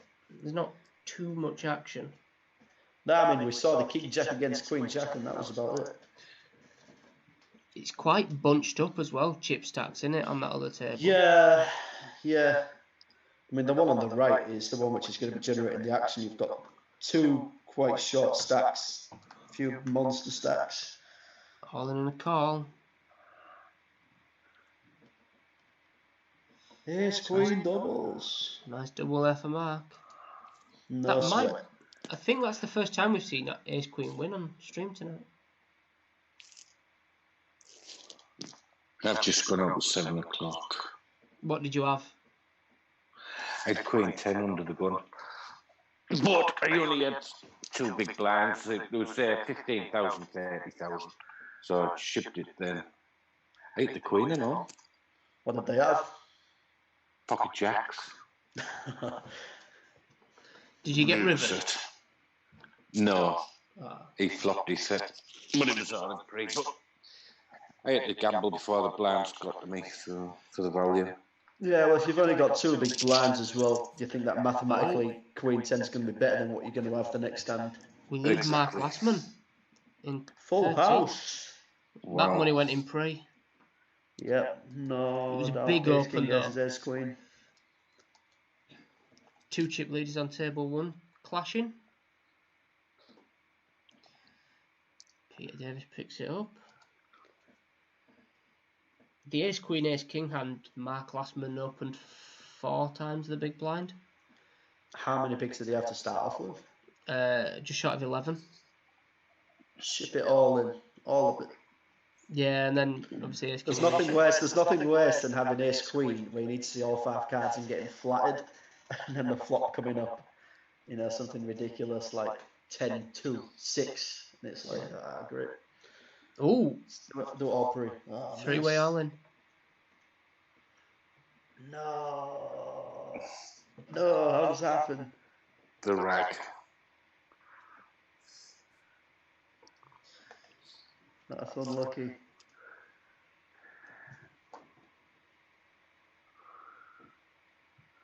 Ace 5 crushes everything.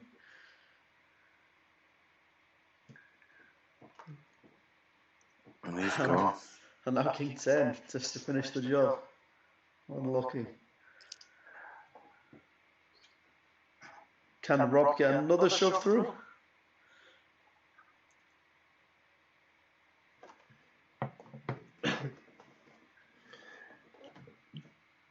Just a See, little.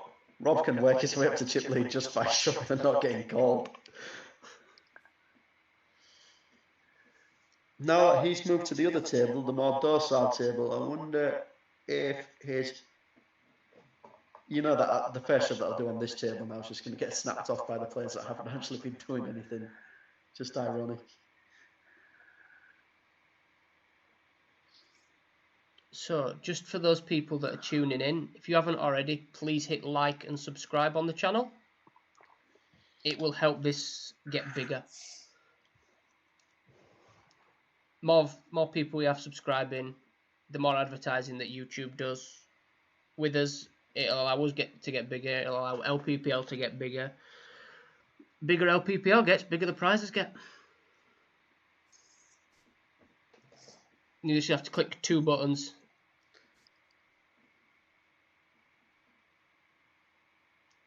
It's that easy. It is that easy. Like, subscribe, and then every time we go live, you'll get a notification.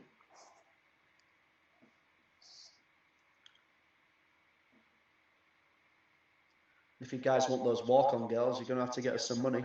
Yeah. You have to get us some subscriptions. Yeah. It's the only way it's going to happen. Yeah, we probably need like 100,000 subscriptions to be able to afford walk-on girls, but... You can do it. You can make it happen. Yeah. I'd like it. You'd like it? They can broadcast it live from my house as soon as the lockdown's over. I'll put them on the webcam. So we saw Rob just win a decent one then after re-raising small blind on big blind on ace something flop. I think it was let out and then re-raised. Thank you, Drew. See, if Drew can do it and say it's easy, then well, even Paxo can do it. But that's how easy it is. Drew and Paxo, they can do it. Why can't you? And Terry is on his way of getting Kim as a walkout girl, apparently. Oh, God. No, Drew, please don't suggest Paxo in a mankini. No one wants that. Please. We might have children watching. I've just clicked unsubscribe.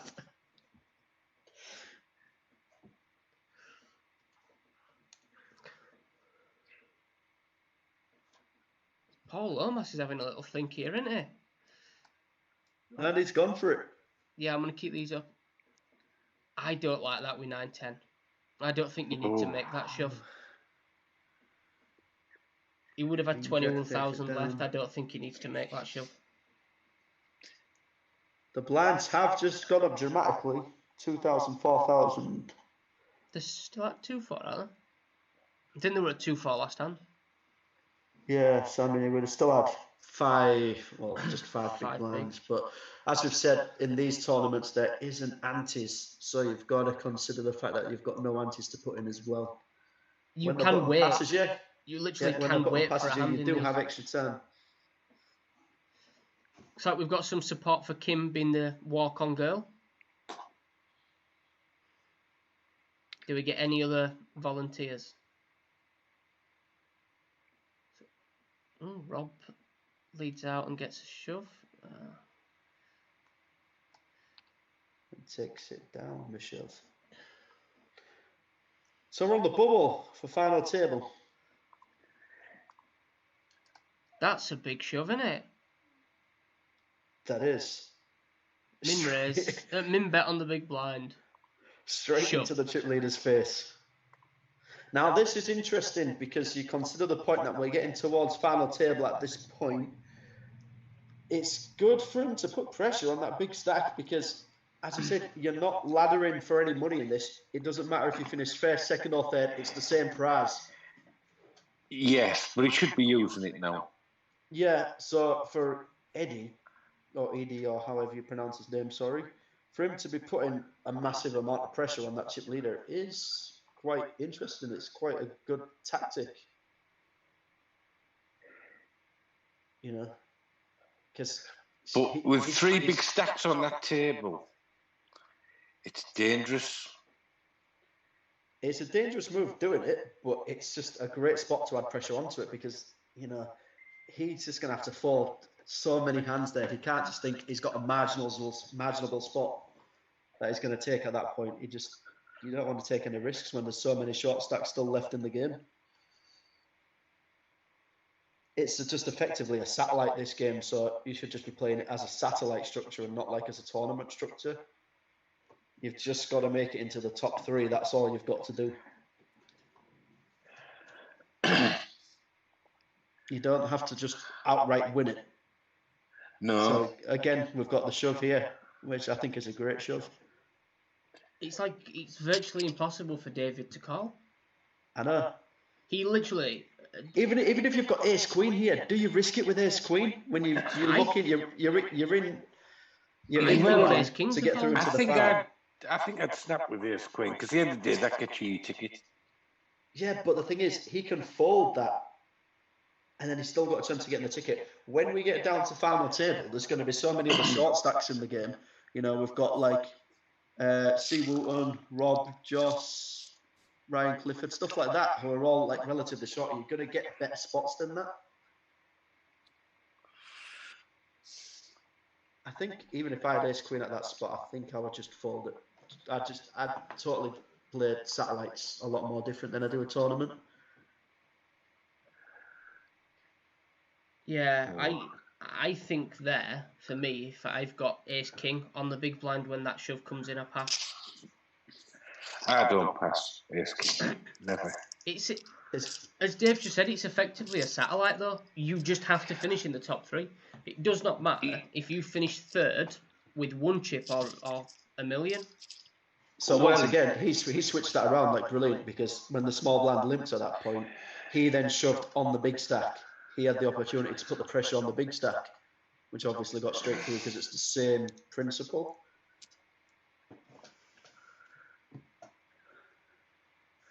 But yeah, I do think that this,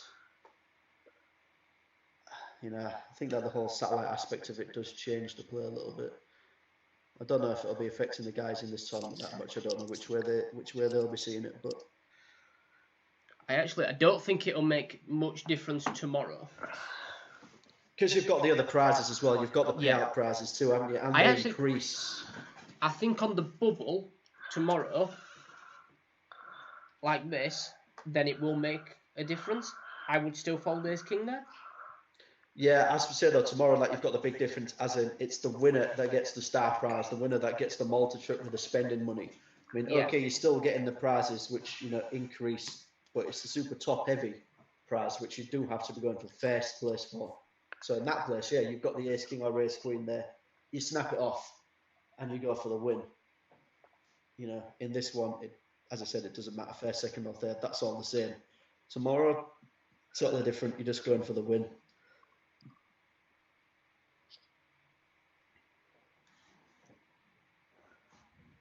And this is a long bubble. We don't have anyone that's outstandingly short. Oh, well, apart actually, from Chris Yeah, we do. Bravender. I missed that. C. Bravender. He's There they are on. going for it. So Eddie, he's gone over 100k now. Yeah, well, I said he's got that good position on the table with those stacks to act after him, that he can put those pressure on. How it should be working, I think, in the satellite at this point is the short stacks, they've got everything to go for. The short stacks have to double up. They've got no chance of laddering into the prizes. They have to gamble, so they have to be shoving. Big stacks, they've got to be preserving their chips. Short stacks, they've got to be going for it. Medium stacks, they can't really get too complacent. They've got to take a few chances. So I think that the action should be coming from these short stacks because they just have to be shoving at this point. They need to get a double up and that's it. Chris Bravender just won another pot. Was it a shove and a fold? Yeah. Still pretty. He's got in a call now. Here we go. Is this the bubble breaking? So Rob has got him covered and Rob's got aces. Wow. Final table. Yeah. And as we said, it's going to be dangerous, Rob being one of the chip leaders, because he's very aggressive. And so what I'll do is, as soon as it flicks up to one table, I'll just keep that table on view all the time. I'm just going to see which one it pops up. There we go. And then I'm going to be crafty and I'm going to register this 9 o'clock game now. Must remember not to show my cards.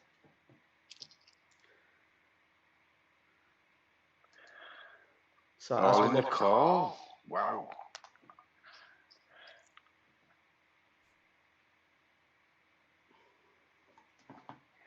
Yep, so those Matty. There we go. Miguel Sanchez.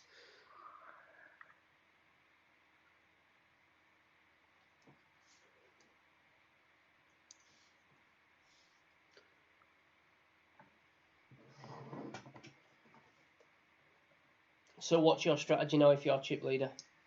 Do you sit and wait? I'd just pick my spots. I'd literally just be like keeping it super solid at this point. I mean, you are probably going to get spots. I'm not going to do anything ridiculous. You know, if I've got like ace, king, pocket jacks plus type of things like that and the short stack shoved all in, then yeah, I'm not going to be folding at that point. I'm more looking at this point about how my chip stack is in position to the rest of the top three. As in, as long as I'm in the top three, I don't need to be taking any risks. If I drop outside of the top three, I need to be getting back into the top three. So I'll be playing it according to that. If other players started to double up, like say that, for example, one of the players which has got 60k doubles up, then one of the players that's got 70k doubles up, then I know that I need to get to work and start doing something. But until that pressure comes in, I won't really do anything too dramatic. I don't know about you guys. Oh. See, I don't call there with king queen. Or did he raise with king queen? He raised with king queen. Okay. And obviously 12 yeah, and that was just over min click. That was the shortest stack on the table. 37, I think. That makes it very, very even now, doesn't it? What is there, 9 big blinds between first and seventh in terms of stacks? Yeah, so as we said, now at this point, I think the shorter stacks, they've got to be going for it. You need to get into the top three. So it could be exciting. We've got a lot of shoving stacks here, really. To be honest, with these stacks on this table, I think at this point, I would only be open shoving. That would be it. Yeah. That'd be the only thing that I'm doing. I wouldn't be limping. I wouldn't be min raising. I'd just be shoving all in with any of these stacks, even if I had the super strong hands as the chip leader. I'd just be shoving. Yeah. Only when I've got it. I definitely can't put my 9 o'clock table on stream now because I've got Sean Snell sat to my left and he was definitely watching the stream earlier. Yeah. And we're only on the 20-second delay, so don't be mentioning any of your hands. I won't be.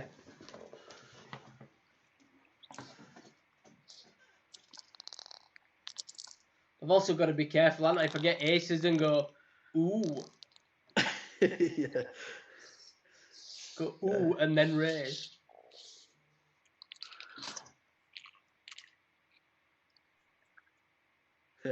If Dan goes quiet in the chat for a while.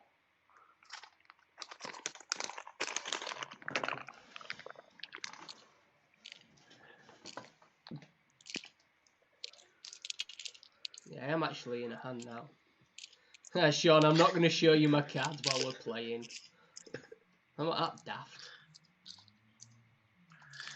It won't be the first time you've done that, though. Yeah, this time I know that there's no delay. That time I thought there was a delay. I can't believe I forgot to click enable delay.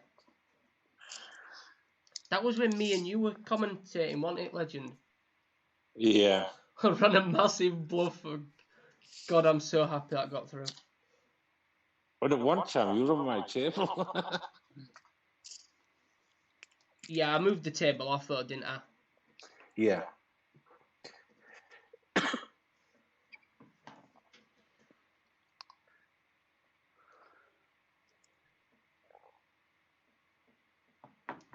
Still a fair bit of play on this. Oh, that's a good shove. That's a significant shove, yeah. See, that's it to the min click plus the blinds. It's 20,000 dead money there. Same again if someone can squeeze one.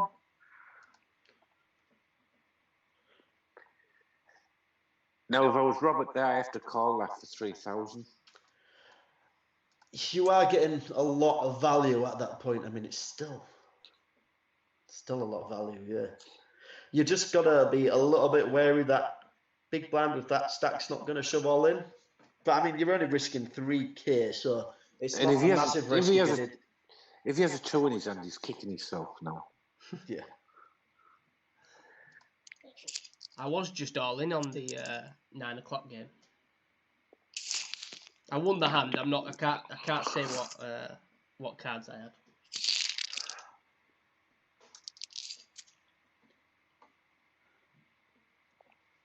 It has put me over that 10k threshold though, so I can't rebuy, and I've got 3 seconds left. So we've got an interesting hand here. We've had an early position limp, who then flat called the big blinds race. Clock came up 3-2-2, and they folded. So they are very short now. What do you suppose that he limps with, like a king queen, jack queen type hand, something like that? That he wasn't too confident to go all in with, but he still wanted to call. It's got to be around that range. You'd think with that stack, obviously a good ace is going to be shoving all in. Obviously, a pocket pair's not going to be folding on a 3-2-2 flop. So, yeah, you assume something like that.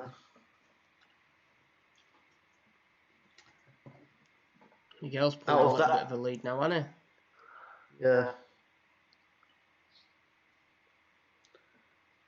That was bad timing for Rob. It's not the worst hand to get it in with against aces, though. It's probably better than having ace-9 or something like that. Yeah. I think I'd rather have 7-8 suited than 7s. Well, this shove's not getting through. How does Jack he miss? 2 gets it in good. Drew, it wasn't King 2 offsuit. Are you sure you didn't play a hand with King 2 offsuit? 9-2. Unlucky Rob going out into 7th. So now the 2 short stacks have really got to work. Yeah.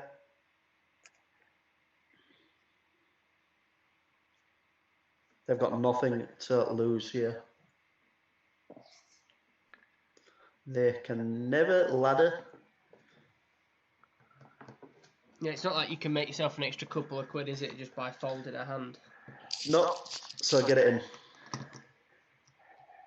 See, he's got to be prepared to call these all in there, these min clicking. Yeah, he does.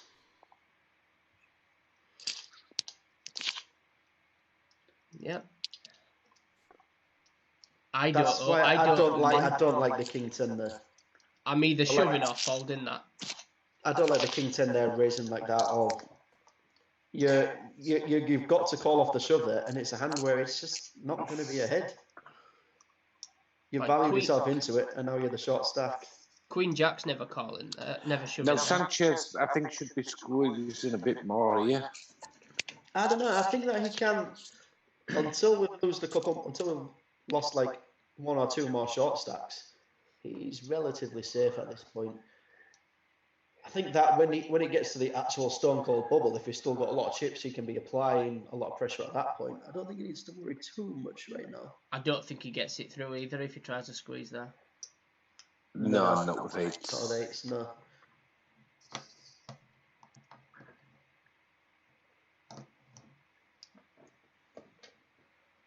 But yeah, back to the king 10 hand. Would either of you two have played that way? I don't think so. I would not have min raised if I was It's all going in to our play the folds. hand. I'm all in. It's all in a fold with his stack. He had 70,000. It's a good shove here against the other short stack. Oh, now he's. Right, so back into it. Short stacks out. That's a no-brainer there with either of those hands for that amount of chips. Yeah, that money's always going in there. Yeah. Even Paxo thinks it was an awful play.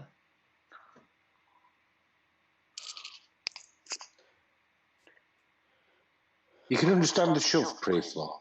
I can Yeah. understand the shove, but raising, you've just got to be calling it off, and it just seems Yeah. it just seems pointless with a hand like that when you're only going to be getting. It's just going to be getting in so many crazy spots in that point, like that one. I think if you shove with King 10 as well, you can probably get the small blind off a hand like King Jack, King Queen. I actually think the small blind can fold a better king there. It is a funky one because, as we said, that these short stacks they've got to be going for it. But as I said, there's more merit in shoving than raising, and with those stacks, I'd just be shoving anyway. Would you have called off with King Queen if you'd been shoved on by the button? With Again, five and a half, it's one of those hands where there are a few hands which are going to be dominating you. Not too many hands. I mean, obviously you've got Ace Queen, Ace King are the significant ones. But Obviously, the thing is, aces, Ryan couldn't kings, queens. fold anyway because of the size of his stack. That's why He I had, think. what, 8,000 in? Yes, that's why I just think shoving would have been the best option.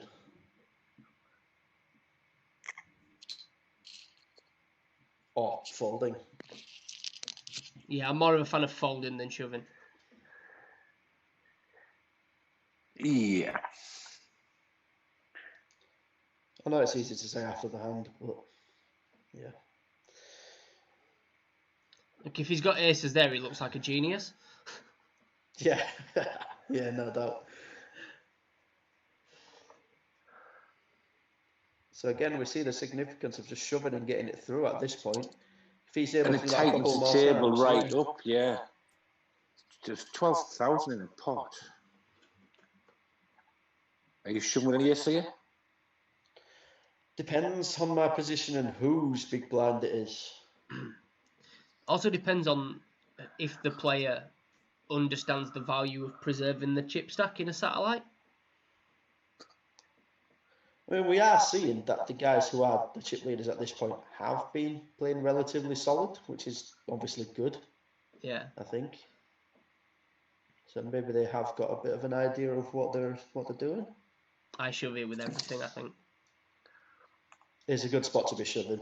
It's a very good spot to shove. It's the one stack for me that's just never calling. Like, Yeah. without an absolute monster.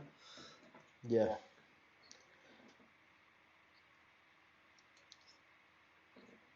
I mean, imagine having that stack in the big blind with pocket eights there. You just don't like it. You just don't like it. I fold queens there. You don't need to call with queens. I call queens. I think that's when it gets like super borderline. I think in a satellite, it depends if you trust your game to be better than the other players when it gets deep. But are you going to pick better hands up? But do you need to call? If you call, let's say he's got ace 5, yeah, and wins the pot.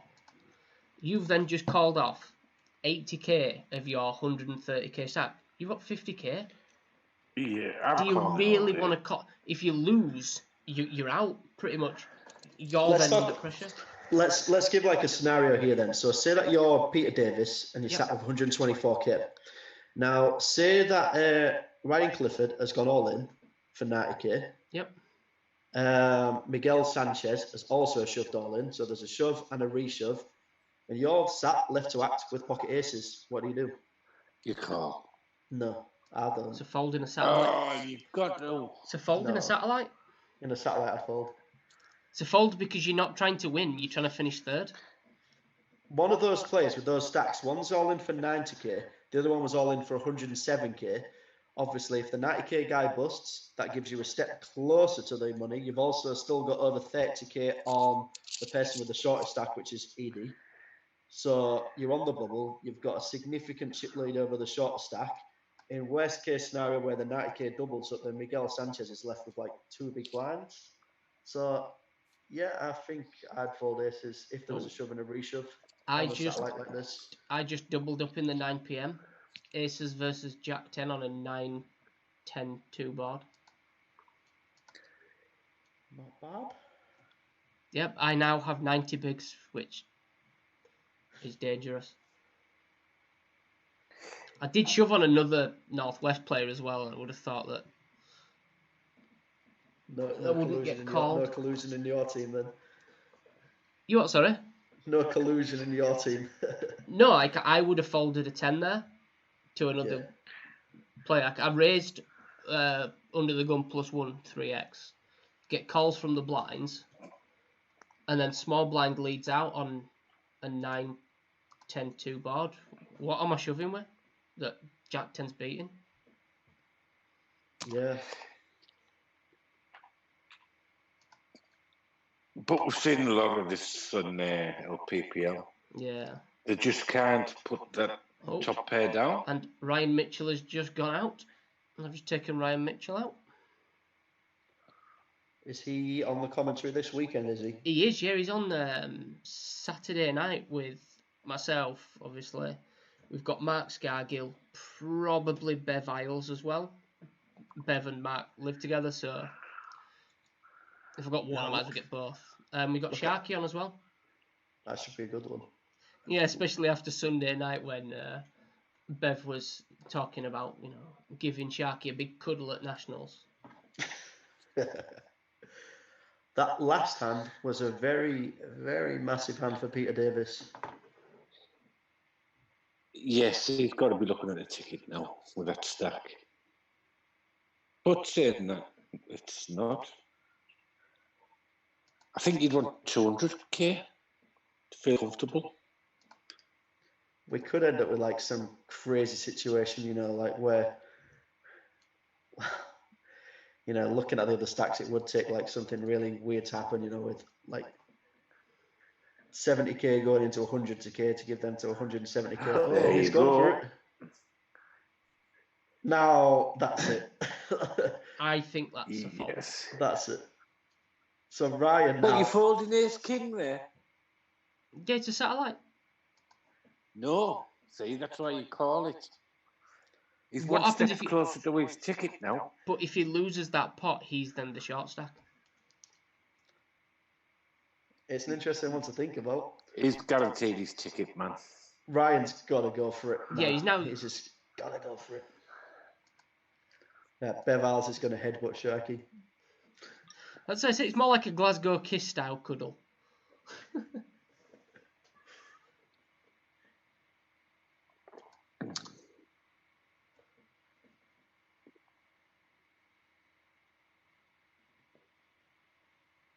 So this is it. We're on the bubble. So, do we know any of these? No. I know Miguel. That's it. Ooh.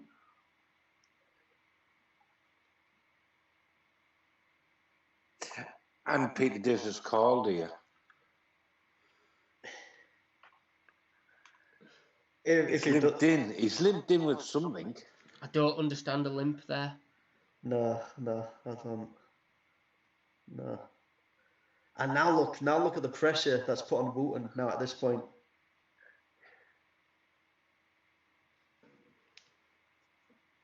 Are you min-raising with Pete Davis' stack regular now? Yeah, No. Or are you just sitting out? I'd min-raise quite a few hands at this point with that stack. Min-raising, I think, is totally fine at that point. I could min-raise my way down to 170k without too much concern.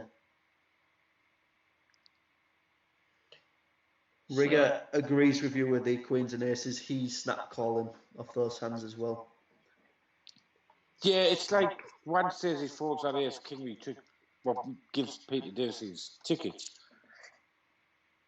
And I think it's just instant call. That's just from my point of view, because I've Yeah, but I don't want to fold me way to the ticket. I want to. But you don't need to. You don't need to take someone out to win the ticket. I think that I've got no shame in falling into a ticket.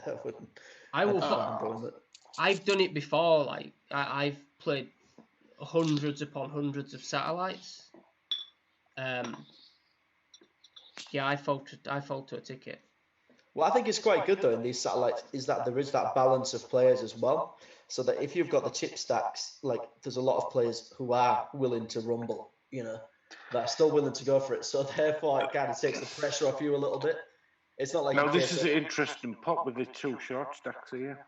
Yeah, this is. How's it gone pre-flop? It's just one small blinds folded. Yeah. Yeah. Oh.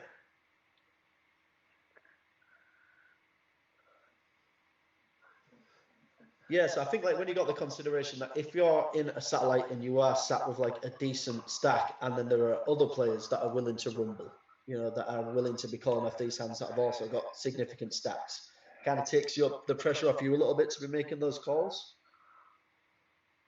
Do you think? Yeah. Oh, could this be it? He's got several jacks. Wow. Flopping it. Oh, and now we're on a break. It's been a good stream so far. I'm not going to lie, I thought that this tournament would go on a lot longer. Well, quite glad because I'm tired. And it's going to finish in the next 5 minutes when we come back. Well, I mean, look at this now. Well, they're going to play to a winner, aren't they? This is going to get interesting here. No, I don't think that they will. Will they play to a winner? They will, because it's not a satellite, is it? There's no payouts. Well, hopefully these players, once they've got into the top three, will just all shove all in. The first hand.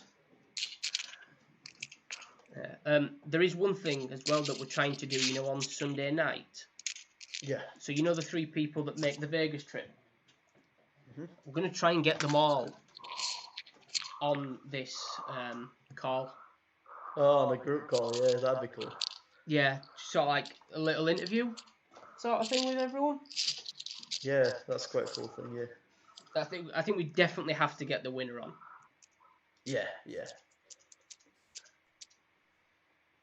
Unless it's Paxo with his mobile phone or his microphone, and yeah. Then we'll have to send we'll have to ask him questions via carrier pigeon. Yeah, you can do one of those things where you get a plastic cup and a shoelace. And, he must have Messenger on his laptop or something, then, eh? Yeah, he's got Facebook Messenger, but I don't think he can call through it. He can only obviously type through it because he's got no audio. Terry's just put in the chat here that he thinks that there's a 50-50 payout. I think there is, but I can't see anything on the forum. So is that what the buy-in was? Is that what the buy-in was for, obviously, for this tournament? Is that going out as money? Yeah. Has there been any update in the forum? There's no update in the forum of how much it is. See, I could have totally messed this up if I was playing because I wouldn't even been looking for that at all. And as soon as I made it to the top 3, I'd have either just gone to bed or gone all in blind.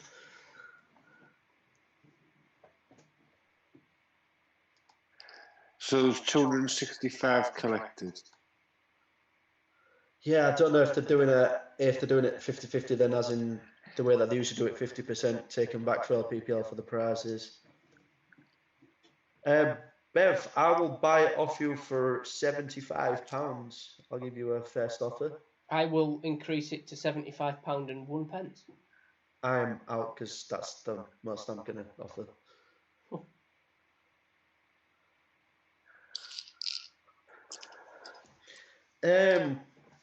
So when we're back off the break, look at the chip stacks here then.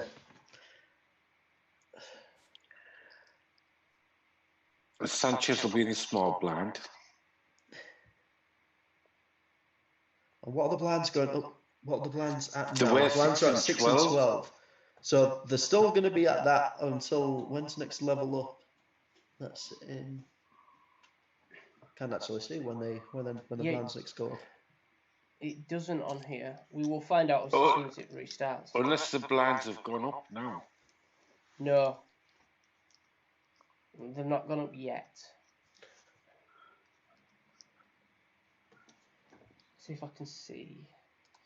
Is it 6-minute clock? So you play about 9 levels per break, don't you? They'll be going up probably within the next minute or two, I think, to 8 and 16k.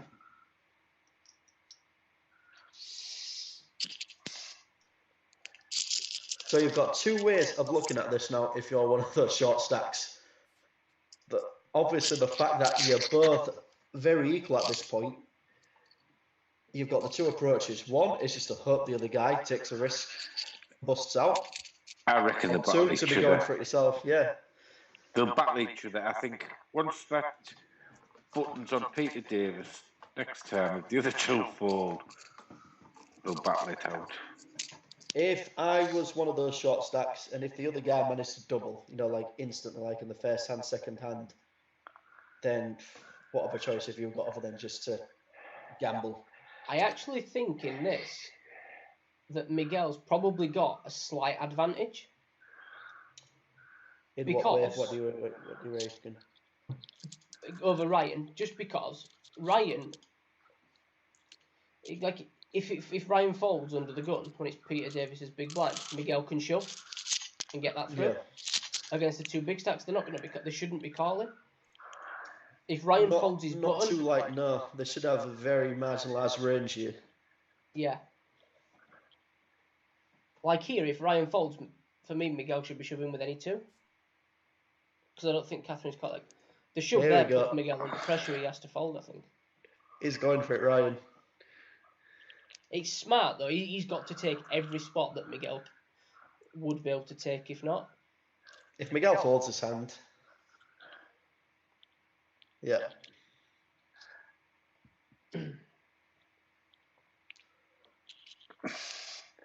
Now, Miguel, you got to go for it soon. See, that was a perfect obvious fold from the small blind with that stack into the big stack.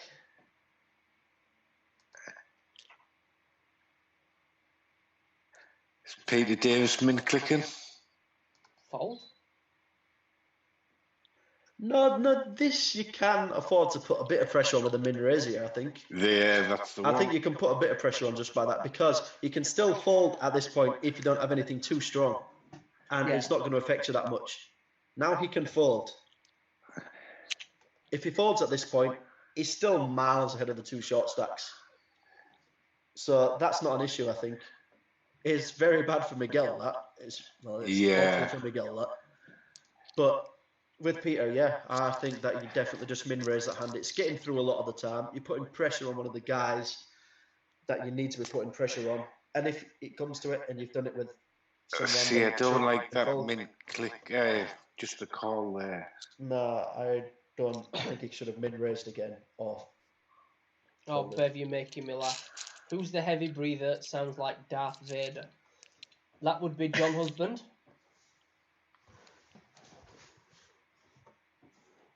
I think Miguel has to shove here. But then he's also got the fact that if he folds, now he's got the orbit.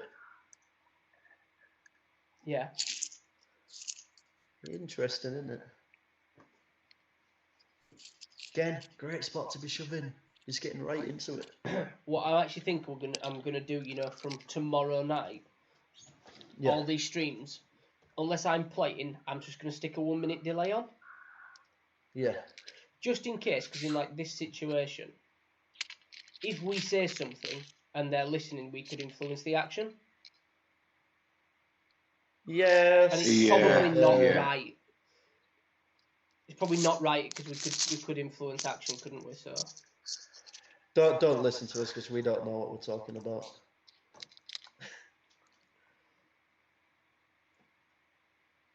I mean, I know with a minute delay we can sort of influence a little bit of action, but Yeah, I know what you mean. Like say pre-flop when we're saying about things pre-flop, like what we. Yeah, I know what you mean. yeah, This like is when it folds round small blind to big blind, and like we'd be shoving everything here. You know, we don't really want to influence someone's action. You know what I mean? Potentially cost them a seat. Yeah, and you were telling them to fold aces. So, at least the good thing. Well, that was a strange hand. Yeah. So I've just had a message from Tom. Confirmed payouts for this. Ah, cool. Yeah. Top we wanna three. see this. Actually, give me 1 minute. I will add them.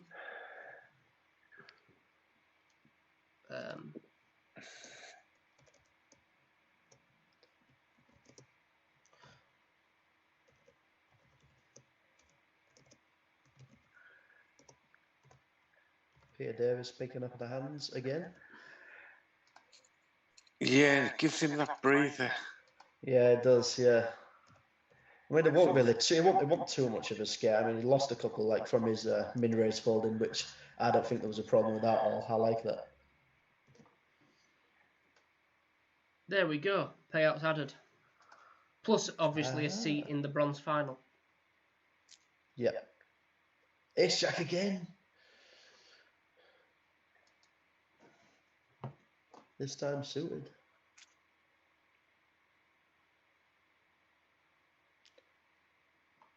Miguel gets a much needed walk.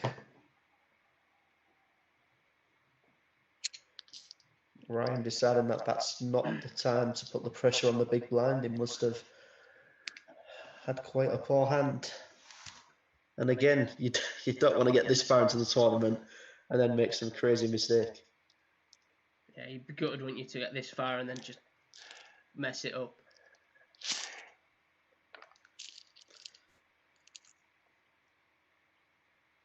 Ryan's not holding back though. No. He's worked his way back well. He's been smart though because he's putting a lot more pressure now on Catherine. Yeah. I mean, I think that Catherine. I mean, she lost a chunk in that hand a couple of hands ago. Where I think that she had pocket jacks and it was like three-way limped pot. Where maybe she was just a little bit concerned about being on the bubble with that particular hand. With that stack, obviously King 3 ended up winning it, didn't it? It was like an Ace King whatever board. Yeah. See, that's a nice bet. Joe Gaynard saying he'd have busted ages ago if he was getting Ace Jack that often. He'd have probably busted ages ago if he wasn't getting Ace Jack as well, Joe. Do we like the touch of being able to put payouts on? Yeah, it is cool that. Nice and quick updates as well.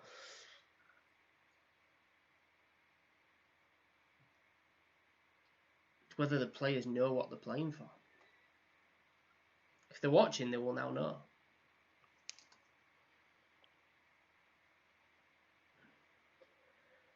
Look how short Miguel's getting now. Is Miguel just hoping at this point that Ryan would shove and get called by one of the big stacks? Is that what they're hoping for, do you think? See, if you Peter Davis here, would you put Ryan all in? Not with that super short stack. I mean, look, he's got two. But can Ryan call unless he had the ace? You'd think not. I mean, we've seen that he's a player that's willing to go for it at this point. Now, I This can't is an believe interesting it's just wow. I think you're right to do that unless you've got a strong hand. If he'd have gone all in then and lost... How can they give Sanchez a walk there? But if he goes all in and gets called and loses 28k of his stack, he's down to what? Like 60k, he's back even again. He can keep Miguel short. by I mean, look at it folding. now. If Miguel, like, obviously hypothetically speaking, because Ryan's just shoved all in this hand. If Ryan didn't shove this hand, if Miguel shoved, and then the blind passed Ryan, Miguel would have actually overtaken Ryan after being that short. Look, this is maybe what Miguel was hoping for. Wow. It didn't work out.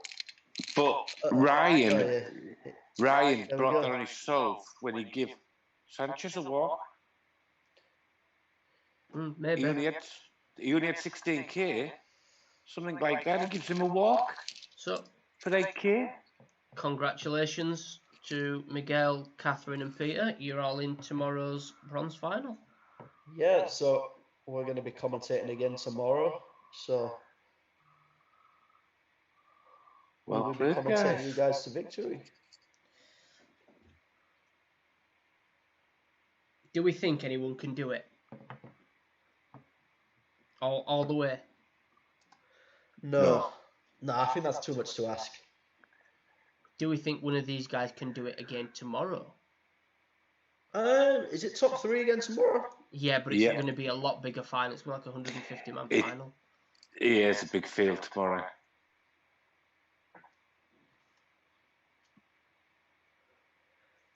So obviously the odds are stacked against them doing it again tomorrow, but it could happen.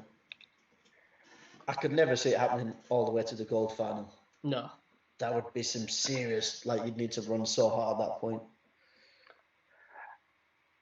And I think, don't get me wrong, there's better players in the top level, but like, there's some good players in there, bronze.